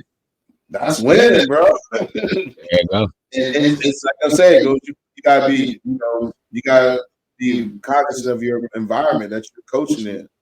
Right. Of course, I'd love to go win some games. No doubt. But I went in with the understanding like it's gonna be tough. They haven't won in a while. This might be the first time since you coached in 20 years that you might not win a game. Wow. But you gotta be okay with that because your purpose is bigger than just how many games they win. There you go. And coach, that's why I said, like, you from youth football, you was a winner. You know what I'm saying? You was a winner in youth football. And you come from so many strong teams and you develop so many kids. And then when you get to the high school level, you find trouble winning games, right? Right. Your culture of winning. What do you tell those young men in the locker room to keep their heads up, to keep them, in spirit when the school is not used to winning? Right. Yeah, because Garrett takes some tough L's, bro. Right. Nah, man. I think that's but yeah, we do, and we have. We lost 72-0. We lost 60-0. Right, coach. What do you tell a kid after a loss, a 72-0 loss, to raise their morale, coach? Well, first of all, you show them respect for not quitting. When they could have quit in the first quarter, for not falling apart, and understanding that this part of the process, we told you this was going to happen. Because you got to think about this, bro. When you got a team of high school kids with no football experience, that's a tough out, bro. Every week, even if you're playing the worst team in the league, other than yourself, right? Let's just keep it real. Most of those kids gonna have some type of football experience, and a little 2 years of football experience versus a 1 year of football experience or 3 years of football experience is a huge gap, right? In terms of physicality, in terms of IQ, because we know it takes, even if you have a complicated Booker, you coach offense, Tone, I think you're OC. You already know that if you put in this new offense with kids you've been coaching for 3 years, it's going to be 6 or 7 games before they really get it. No doubt. Yeah. No doubt. Okay, so imagine going with kids with no football experience against playing against kids who've been playing football for 7 years. You see what I'm saying? Like, that's a hard learning curve, bro. Do you find them who never played football before and they're in high school? All right, Book. Think about this. Let's keep it real. You saying, where do I find kids who know football experience? I'm just saying. Okay. I've been trying to figure out the whole guarantee thing since I've been here. Like, because you got a bunch of kids. All right, so we got a bunch of kids in a situation where, here you go.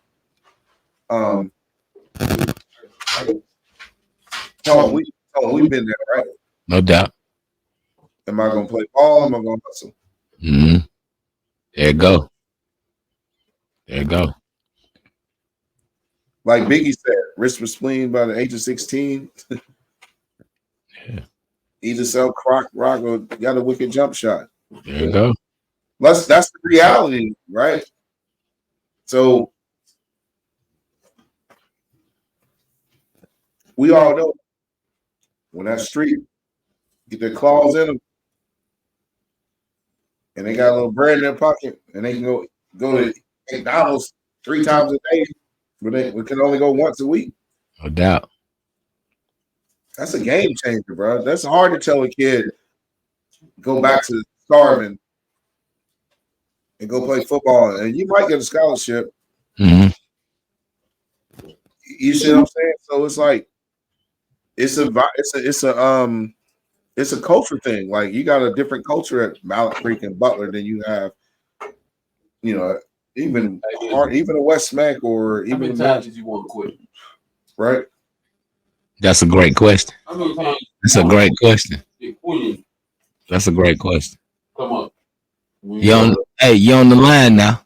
You on the line now. Come on now. How many times did you just be like, fuck this? Fuck this. Come on now. How many times do I want to quit? Yeah. You on the line now. Fucking spring. Okay. There you go. Nigga, I got youth kids can do this shit. No doubt.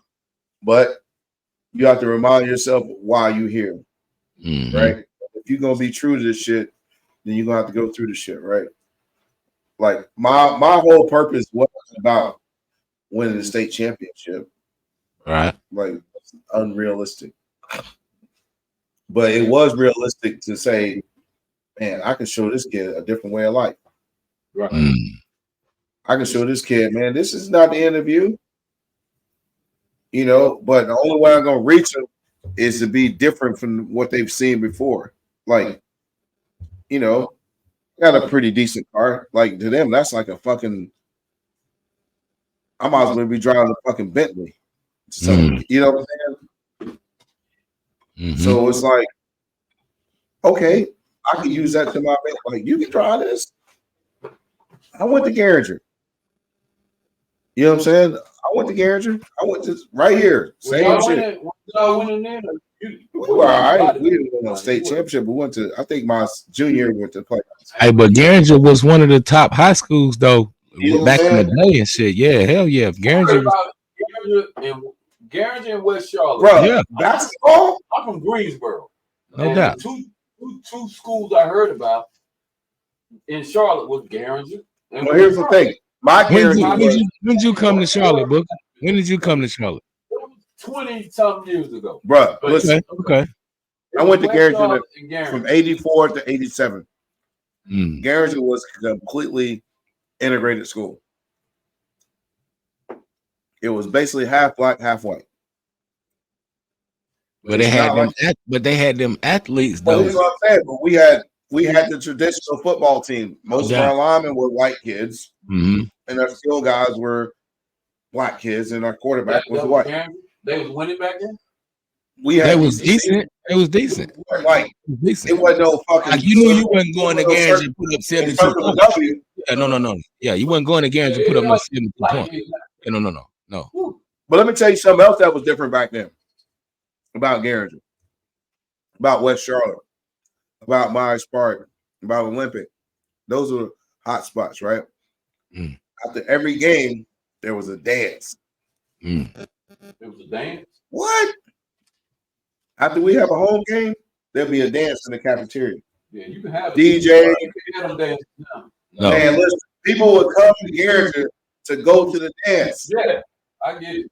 Wherever game they would play, but Garinger got a dance tonight. Oh, everybody's there. Myers Park, West Charlotte, Hardy. Back then, every now and then, there might be a fight in the parking lot. Nobody got shot. Nobody got stabbed. But you got testosterone and 18-year-old, 17-year-old boys. It's going to be a fight. No doubt. But that was the end of it. So they couldn't even do that stuff now. No. Like if we didn't have a dance where Charlotte had a dance, Myers Park had a dance, Myers Park, West Mac, Harding. Now, I mean, listen, I remember back in the day when I was young, my Uncle Zeke used to take us to the West Charlotte games. Yep. And, Steve Ship and Drissel Price and them boys was out there. Keith Mackins, all them boys out there. Yep. Man, you can go to a West Charlotte game, and after the game, Beattisford Road will be great. Cars on both sides, everything. It was like lovely, bro. It was like the strip. Bro. It was a beautiful thing. No violence. Yeah. Nowadays, man, no. After the game, you might get shot going to your damn car. Walking to your car, bro. I ain't, like I said, I ain't from Charlotte, but to even. But let me ask you this: here's what's crazy. You could parade down Beattisford. Man, I'm talking about Keith. And it was a beautiful thing. A beautiful thing. But listen to this. This is what's crazy. If you think about this, I want to see that come back. Listen to this. Here's what's crazy. These are the children of the people that was doing that. There you go. Yeah. So where's the disconnect? Well, everybody walk, like I just said, everybody got a path. You gonna go left or you gonna go right. You know what I'm saying? That generation, is some of those parents are still out here in the streets partying. Like me, man, I'm a grandfather, but I still go out, but I'm not out. Like, you might see me once a month. Right. Or I might pop out at a bar or something. Or if Jesus, I'm a Jesus fan. If Jesus going to town, I'm going to see Jesus. You know what I'm saying? But my life is different now. I enjoy staying at home. Well, here's the thing. There's no difference than if Al Green came to town, your mom going to see Al Green. No doubt. No doubt. You grew up how you grew up. Right. It is what it is. But you ain't about to stay up all night to go see Young Boy. No, I'm not going to see NBA YoungBoy. That's what I'm saying. Hey. We be getting, boy, we done got some heavy conversation. Yeah, man. Hey, shit. We on the line. We on the line. We on the line. Hey, but Booker, real talk though, bro. Like, if you would have been around that time, you would be surprised to see Beattisford Road like that. Oh, wow. I'm talking about from LaSalle all the way down to the McDonald's right there. Past the no. All the way past the Burger King. No, it's Burger King and Bojangles. No doubt. Like from Burger King the whole strip would just be crazy. That's what I'm saying. It was a beautiful thing. It wasn't that bad because me and my man Greg, what year was it, Greg? And we infiltrated Beattisford Road. Nah, bro. Yeah, and it wasn't bad then. Yeah, it wasn't bad then. 2004, me and Greg left the Police Athletic League. We was coaching over in the Police Athletic League.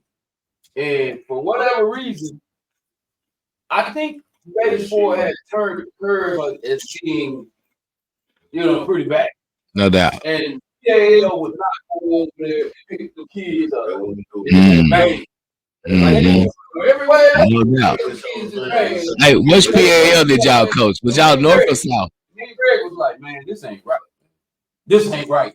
So we was over there coaching. We was like, nah, man. There's plenty of kids over at Baby Sport on that Baby Sport. I didn't even know Baby Sport Road. It's plenty of kids up there on that road up there. I didn't know that. But I remember we used to coach in Greenville. Yeah, we was over in Greenville. Yeah. But In the heart of Greenville. But the van used to come out of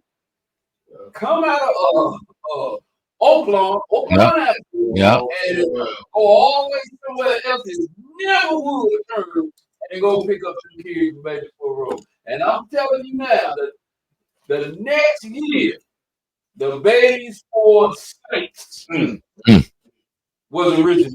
There you go. There you go. Baby Sport Saints. That's the legendary program. Let me tell you something. We That's went down the trenches of Baby Sport and got them kids, man.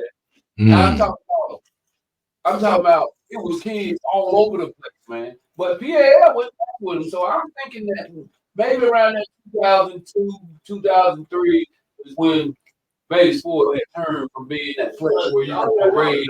No doubt. I don't know.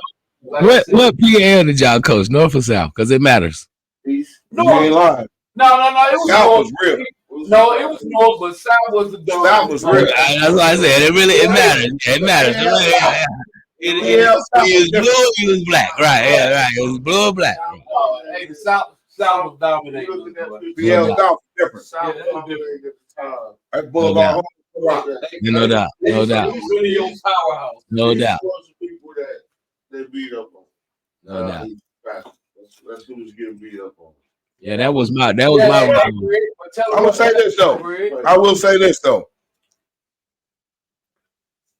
Betty Ford Saints changed the perception of Betty Ford Road. Betty's Ford Saints changed the perception of West Side football in Charlotte. I'm telling you, bro. We had some affluent black families involved. That was a whole different structure. Yeah. When we started Baby Ford, that was one of the main things. Yeah. When you thought about football on the West Side. Just because you hear the word Baby Ford, don't think that we ain't coming clean. No doubt. And our kids tight, and we look good, and we all, you know what I'm saying, and all that shit. Just don't worry about it. Don't even think that. And like you said, man. Y'all used to have them crowds too. Now. But here's the difference. I'm gonna tell you the difference, in my opinion, that between Betty Sport and a lot of organizations. Our coaching staffs look like coaching staffs. Mm-hmm. Yep. Mm-hmm. Nobody out there sagging, wearing slides or Timbs or you look like coaches, right? And it was an image, and the players were respectable players.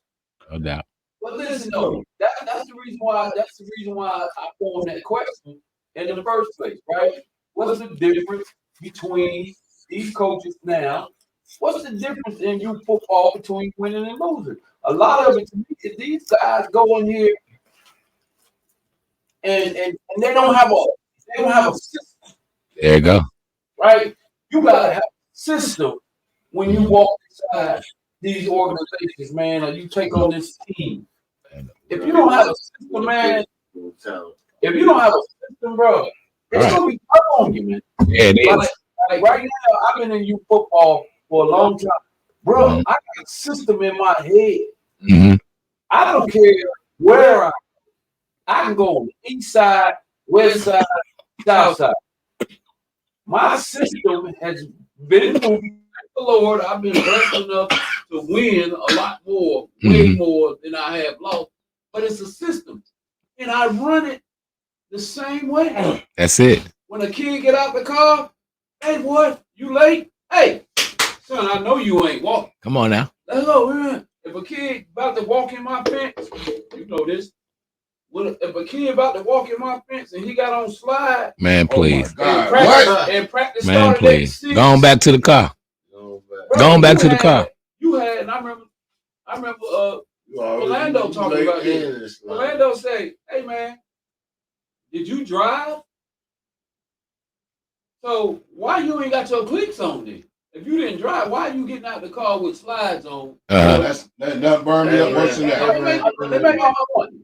And that's just part of your system. Like, and then once they get on the field, you got a system. If you got a system, boom, boom, boom, boom.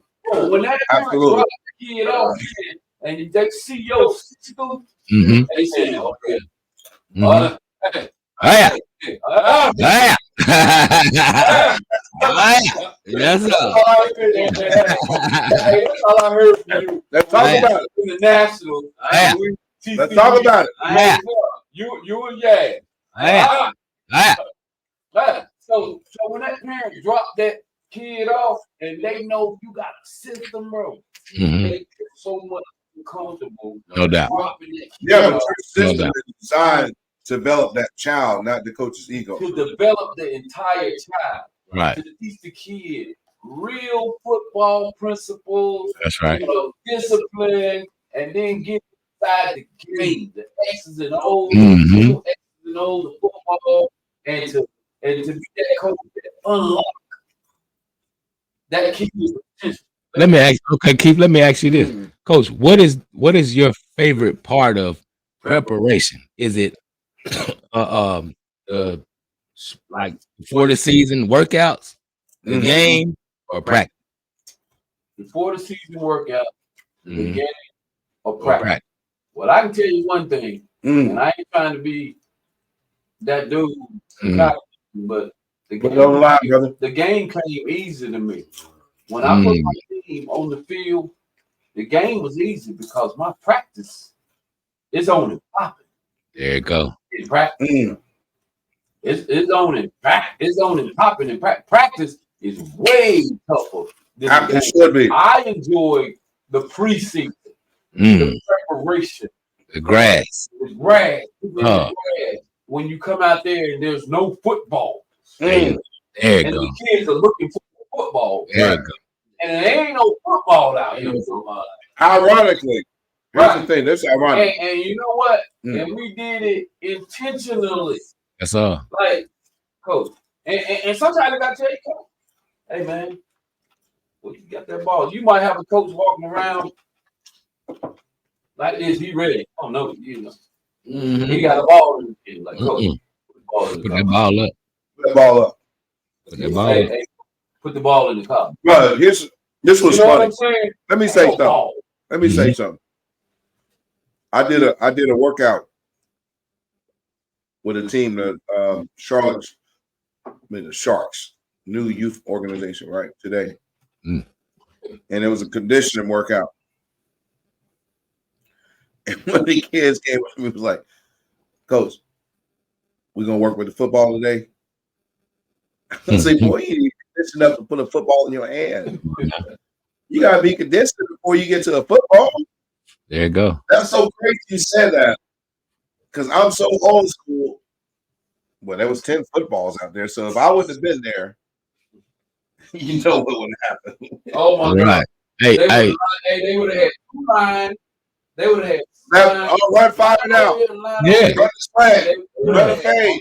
They would have had every kid out there. Bro, coach, put them footballs away. Even the kid that you can look at and you can say, you know damn well that's a line.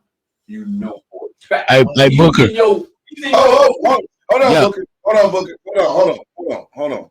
Let me stop you right there. Hey, put the camera on me. Put the camera on me. I need a solo. Go to the solo. Cut to the solo. So here's the thing.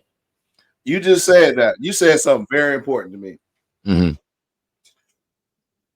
Which I believe is why every kid should go through every drill. Right? We eye test a lot of kids. And we've all been guilty of it. Right? Oh, look at this big boy. Oh, that's a tackle right there. Oh, look at this little dude. He probably in the corner. But if you put him through all the footwork drills, you're going to find that big motherfucker has the best feet out there. Hey, come on now. There's your DN or fullback. He still Well, he might be a middle linebacker. He still ain't got no business in that receiver line. But I'm just saying, I get that. I get all that, what you're saying. But if you don't let every kid do everything, you're going to miss some jewels, bro. No. Hey, Booker, you remember my Dream Killer team? You know I put Big Justin back there. Yeah, Big running back. Oh, now, listen, Big Justin, people were like, oh, man, you just give him the ball. That's what I'm saying. Wait, listen. People used to say, you only giving him the ball because he big. No, I'm giving him this kid the ball because what you just said. When we every practice, we begin with a ladder. Justin's on that ladder, killing it. Justin's he got sweet feet. He run the whole lap. Like nobody knew this kid's ability. He can't. That's what I'm. He got so much weight on his body, but he runs the whole lap. Yeah, you just proved my exact point. Ass in practice. That's why he's gonna get that. Exactly. That's why you let every kid do everything. There you go. If you got a chunky kid say, "Coach, I'm a quarterback." Let this motherfucker. Okay, show me. Come on now. No, wait a minute. Nah, not really, because you're not a quarterback. I want Tony to finish talking about that kid. Just no doubt. That kid, man, was a monster. He would practice the way you play the game. Like I used to always get my kids like, hey man, you practice how you play. And absolutely. There's no overall switch. Yeah, Tario probably was the best player on that team, but he wasn't the hardest worker on that team. Khalil Price probably was hands-on, the fastest kid, the most athletic kid, the most talented kid, but he didn't practice like that. Justin, man, from every rep, this is the biggest kid in youth at that age group. Yes. He was the biggest kid, and he outworked everybody. Right here. Outworked. And I said, Justin, what position do you want to play? And he said, Coach, whatever you want me to play. Said, well, I need you to block. I need you to be in the middle on that defense. Okay. I got you. Well, get what he said. Coach, say less. Let me run the ball. I said, Justin, if you keep doing your job at practice and do your job in the game, I promise you, I got you. And he worked towards that. And guess what he did? It turned the lineman up. When the lineman said, Coach, we ain't gonna let Justin run the ball.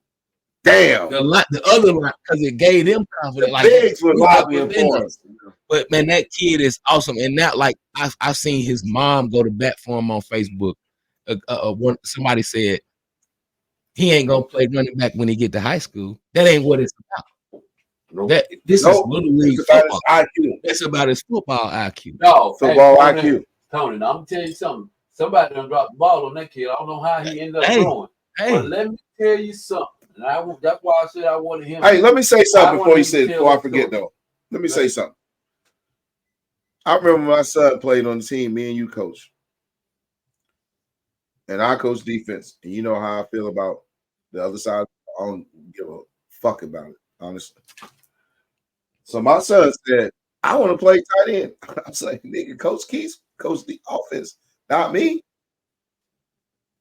And now, honestly, that was one of the biggest grow up ones. So he was like, I was like, go tell him. You put him at tight end. He was too slow. Mm-hmm.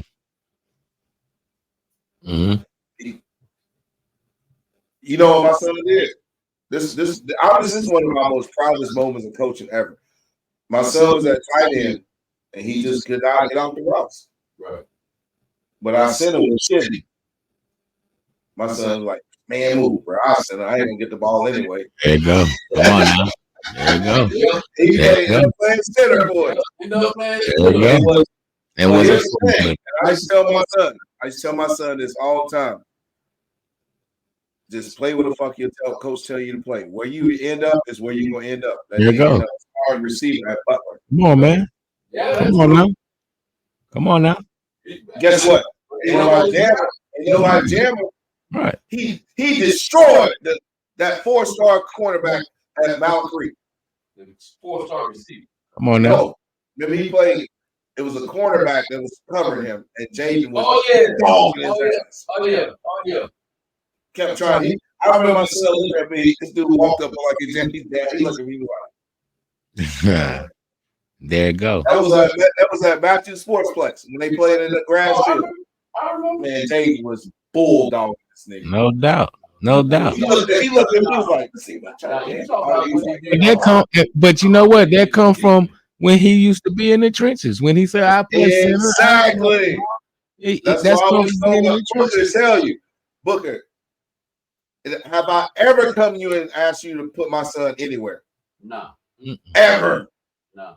Ain't no coach gonna ever come and say, Lando said, hey man, try my son. Nope. I don't do that, bro. I ain't never been that coach right there. I ain't either, man. I haven't either. Wherever your coach tell you to Wherever I play, need you, that's right. where you need to be. There you go.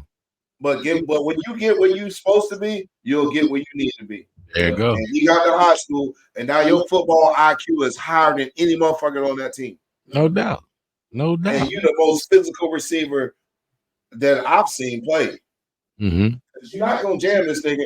And every time Keon Hussein was running down the sideline, Jaden Clark was driving the motherfucking corner out of bounds. There you go. Or pancaking the pass. There you go. I seen Jaden Clark on the other side. Oh my god, that's what he should have been playing. And what was he playing? DB. And ringing bells. And they were playing Mount Creek. And Mount Creek had this big time receiver was supposed to be. I guess he was a 4-star, 5-star, whatever he was. Man, Jaden Clark was tearing his ass up. I'm talking about a dog in here on the line of scrimmage. So I done seen Jaden transform. Yeah. Way more than one time. That's what's up. But you know what? Because I told him, son, just play football. That's it. And then when you get that growth spurt, because his doctor told him, when your friends stop growing, you're going to start growing. But man, that nigga had a growth spurt. When Jaden Clark went to Butler High School, he was 5'4". When he graduated, he was 6 foot tall. Yep. But man, it's about these coaches, man, that sometimes, man, they don't dial all the way in and unlock these kids. That's a fact. Man. That's a fact. Like because here's the thing, we go back to Justin, what Tony was talking about, man. Tony helped that dude unlock his potential, man. You know, everybody looked at him like he was a lineman. And they did. They looked at him, man, this kid right here, man. I keep going back to him, man, because I never would have thought that he could do things he could really run that ball, man. Yeah, he could really run that ball. He looked like a lineman, man. He was so dynamic, man. I'm talking about this kid was hurdling people. Right. Yeah. Running over people. But you know what? He had a mean stiff arm. But here's the thing, though, bro. That goes back from you watching that kid and believing in that kid's talents. No doubt. Because you have coached this kid, you have developed this kid. That's like, remember back in my day, I had one white kid on my team, Brandon Maddox. And I put him at middle linebacker. And every team, every black coach I would face would see that white boy in the middle of the field and attack him. He was like Luke. You down 21-0 because your ego's so big, you trying to attack that kid. No doubt. That nigga, I used to call him Urlacher. Slow. He was slow, but he did everything right. Yeah. Long as he had position. And guess what? As soon as you hit that A gap, guess who right there? There you go. And then we got an explosive offense on the other side.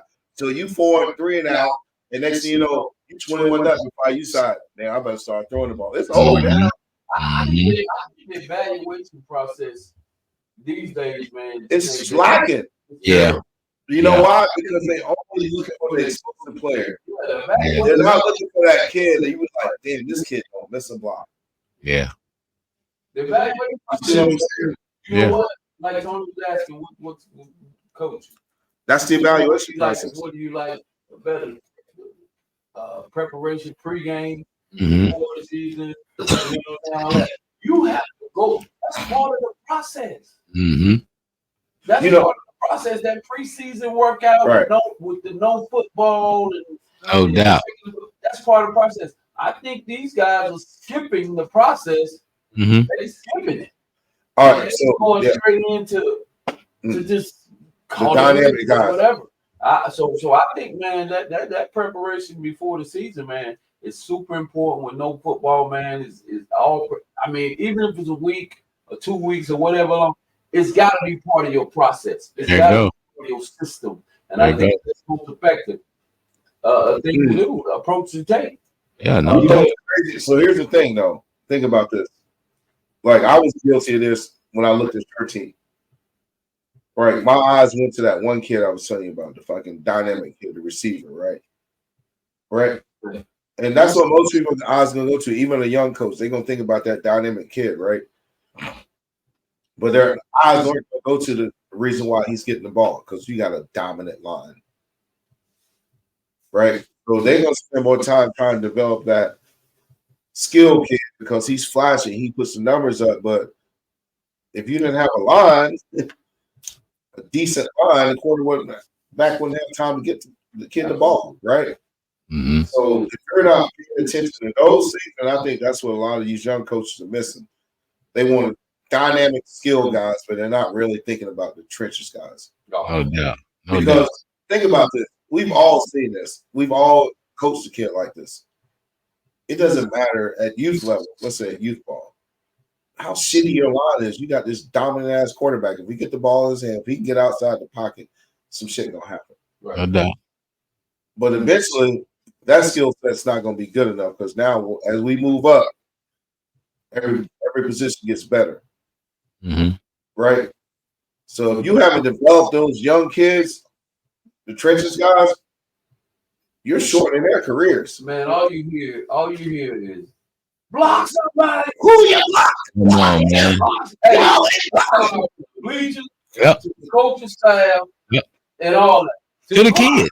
To the kids. Yeah, block somebody. Mhm. Well, if they ain't Who? talking scheme There on you how go. to block somebody, then, bro, it's gonna be a long No doubt.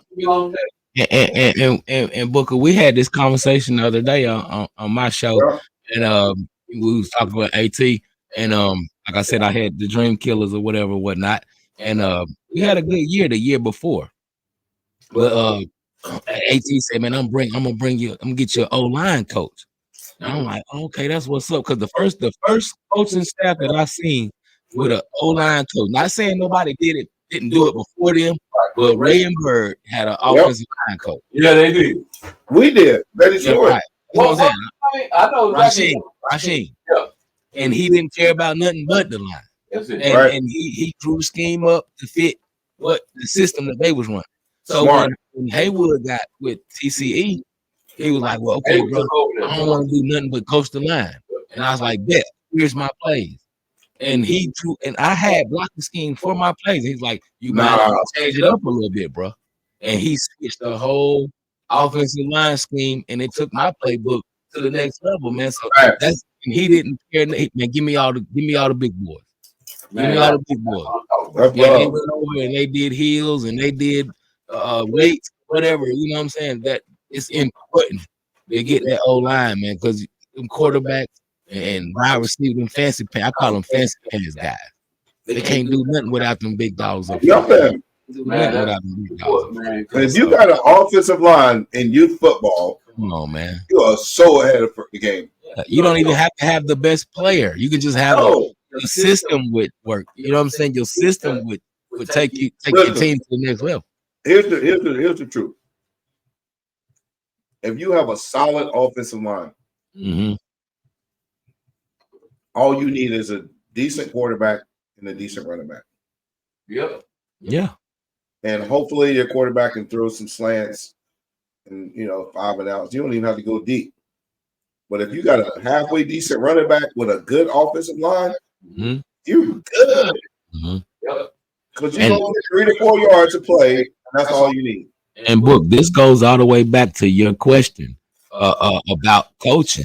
Like if the offensive line is not your number one priority, you ain't winning nothing anyway. You're not gonna do anything. You're not gonna do any. Like you said, you can have a decent set of skill set players, but if you don't have that line, that blocking scheme, and what are you doing? What you really doing? And it really exposes Charlotte when we get out of town. But here's the problem with that. Okay. If you look at high school football, right, Mm-hmm. and college football, it's about putting points up. Like even in the NFL, they score more points they've ever scored. No doubt. So fans want to see points. Mm-hmm. So it's about spreading offenses, moving the pocket, Mm-hmm. getting the ball down the field. Right? It's not really about running anymore. Mm-hmm. Right? It's about exciting plays. No doubt. So Offense sell tickets. Offense sell tickets like the NBA. Like All right. I remember back when we was growing up. When I was growing up, a high scoring game was like 80 points. No doubt. That was like unheard of. There would be games in the 60s and 70s. Well, the guys wasn't. Well, the guys wasn't real athletic back then, but no doubt. I get what you're saying. Defensive, and it was 1-on-1 in the NBA. No doubt. And then plays like you got to fucking beat the man every time. Right? No doubt. No doubt. So here's what I'm saying. So with the current football, about points, like style points. Yeah. Right. So so the new coaches are looking at these spread offenses, and they're thinking about quick slant, sluggo, this concept. They're not even thinking about running the ball or blocking schemes. Right? Mm-hmm. As long as this kid with my quarterback 2 seconds, I don't really give a fuck how he blocks. Right. So that's the disconnect. Oh yeah. Oh my God. You see what I'm saying? So that's to me that's the difference between like an old school coach and a newer coach. Because they really don't care about the line. Mm-hmm. Absolutely. Because most of the line are pass blocking anyway. Yeah. So take 2 steps, hands out, give my quarterback time to get this slant off. Hey man, we've been on this thing about we had 2 hours. Yeah. Rocking and rolling. Check this out. So we're gonna close it out a little bit, but we're gonna do something before we get off the line. We're gonna do what we call rapid fire. Oh shit. Okay. Rapid. All right. And I'm just gonna call out some names, man, and y'all just give me 1 or 2 opinions of what y'all think about these names. All right. Right? Get it. Right or wrong. This is your opinion. All right. There you go. So, all right, we'll start with Coach Clark, Kobe Bryant. Dog. Pure dog. All right. Tony. Ultimate competitor. I got another name for you. But you're right about that. Okay. The ultimate competitor. All right. Tony, President Obama.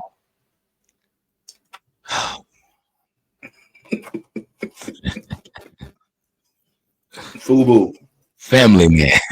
Family man. Yeah. For us, by us.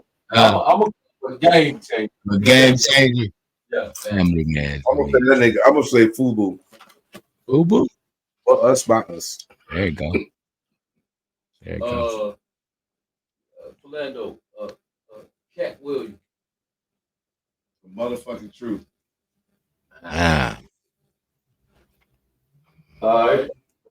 Tony, take me. The GOAT. Innovator. GOAT, the innovator. Hey. Is this me? You up? I'm up. You up on the next name? Oh, Jay-Z? No. I got Tony that one. Okay. All right. So we got Serena Williams for Orlando. Lord have mercy. Go. She go. All right. Let's go with Tony.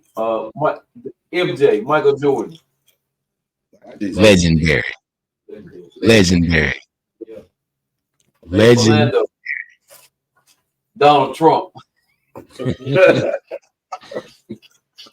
Donald Trump. You on the line. You're on the line, man. Donald Trump.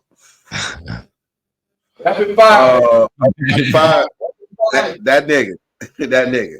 Oh, wow. That nigga.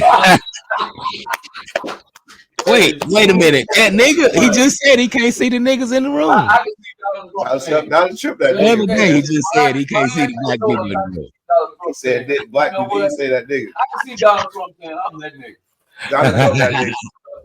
So, I'm him. so we got a few more names. Deion Sanders. I'll let both of y'all go. Deion Sanders. Deion Sanders, the man, the myth, the legend, man. The man, the myth, the legend. There you go. That's it. The man, the myth, the legend. He is what he is, man. He is what he is. No doubt. No doubt. Tom Brady.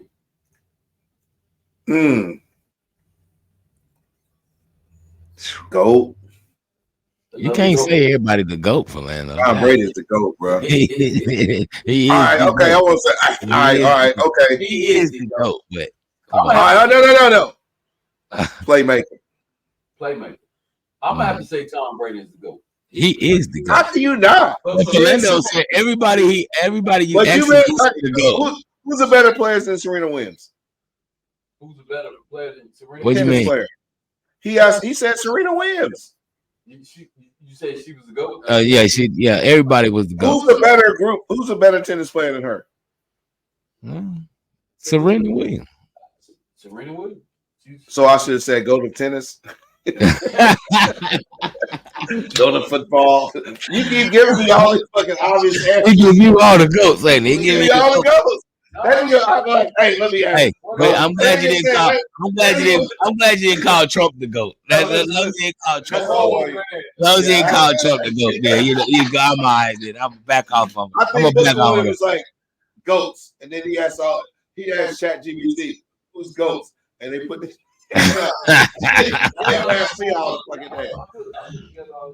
No. If they the GOAT, they the GOAT. There it goes. What about all right, I got a few names. Coming to me? Whoever. I'm just throwing it out there. P. Diddy? Okay, listen. I can't do rapid fire because Diddy let me down, man. I was a big fan of Diddy. I started drinking Ciroc because of Diddy. I was a big Diddy fan, man, and he let me down. Hey, man. Hold on now. Did you drink some down? Huh? Did you drink some Ciroc tonight? That's why I said I started drinking Ciroc because I thought you said you stopped.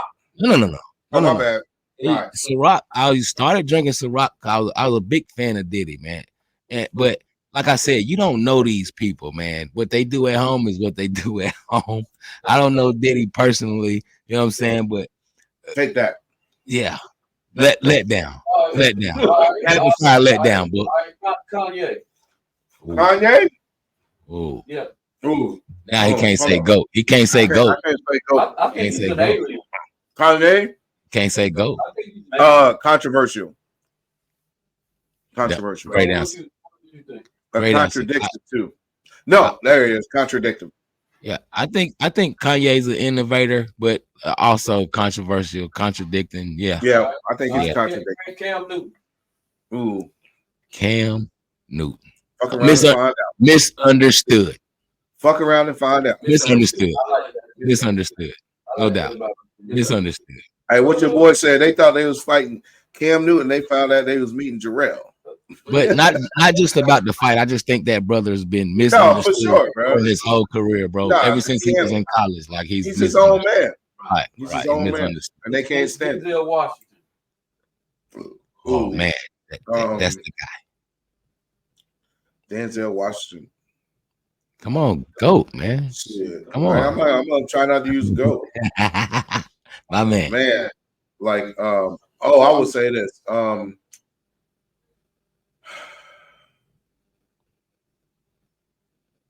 Probably the most transitional, like black actor. No doubt. Influential black actor. Yeah, like he changed the game for black actors. No doubt. Yeah, I would say that. Mike Tyson. Ferocious. Monster. Him. Himothy.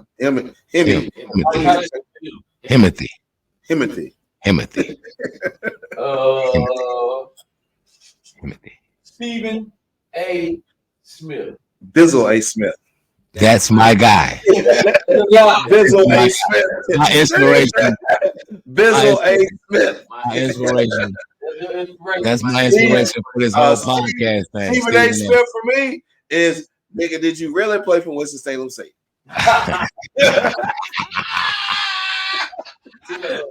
Oh, you went to Winston-Salem State, nigga? Spill it. Yeah. I went to Winston-Salem. Okay, talk to me. I love Stephen A. Nah, we ain't let's not start. Nah, we ain't doing that, Lando. We ain't doing that, Lando. Nah, we ain't doing that, Lando. He went to Winston-Salem State. Did he play ball? No, them air balls I saw him shoot. I thought he had 17 in a row. Now, he's a good talker, man. So okay, so we have Mr. Booker. Yeah. The views of Keith Booker and Lando is the views. You on the line, Tom. That's my guy, man. That's my guy. So you believe the lie? You believe Wait, about the basketball? No, he got hurt, man. The man got hurt. He said he got hurt. I believe him. So let me ask you this, Tom. I believe him. Let me ask you this, Tom. You've been around sports a long time. Right? Mm-hmm. Long time, how long? Your whole life, probably. Mm-hmm. When is the last time you heard somebody have a tryout for the playoffs? I'm just saying. He came out here 17, was it 7 or 17 threes in a row? What was it? There was something like that. I don't mean that's phenomenal. Listen, man, I don't know, but I know. No, stop. The man had a picture with the uniform on. That's some AI shit. And he said he got hurt. He said he got hurt. He blew his knee out. I believe the guy.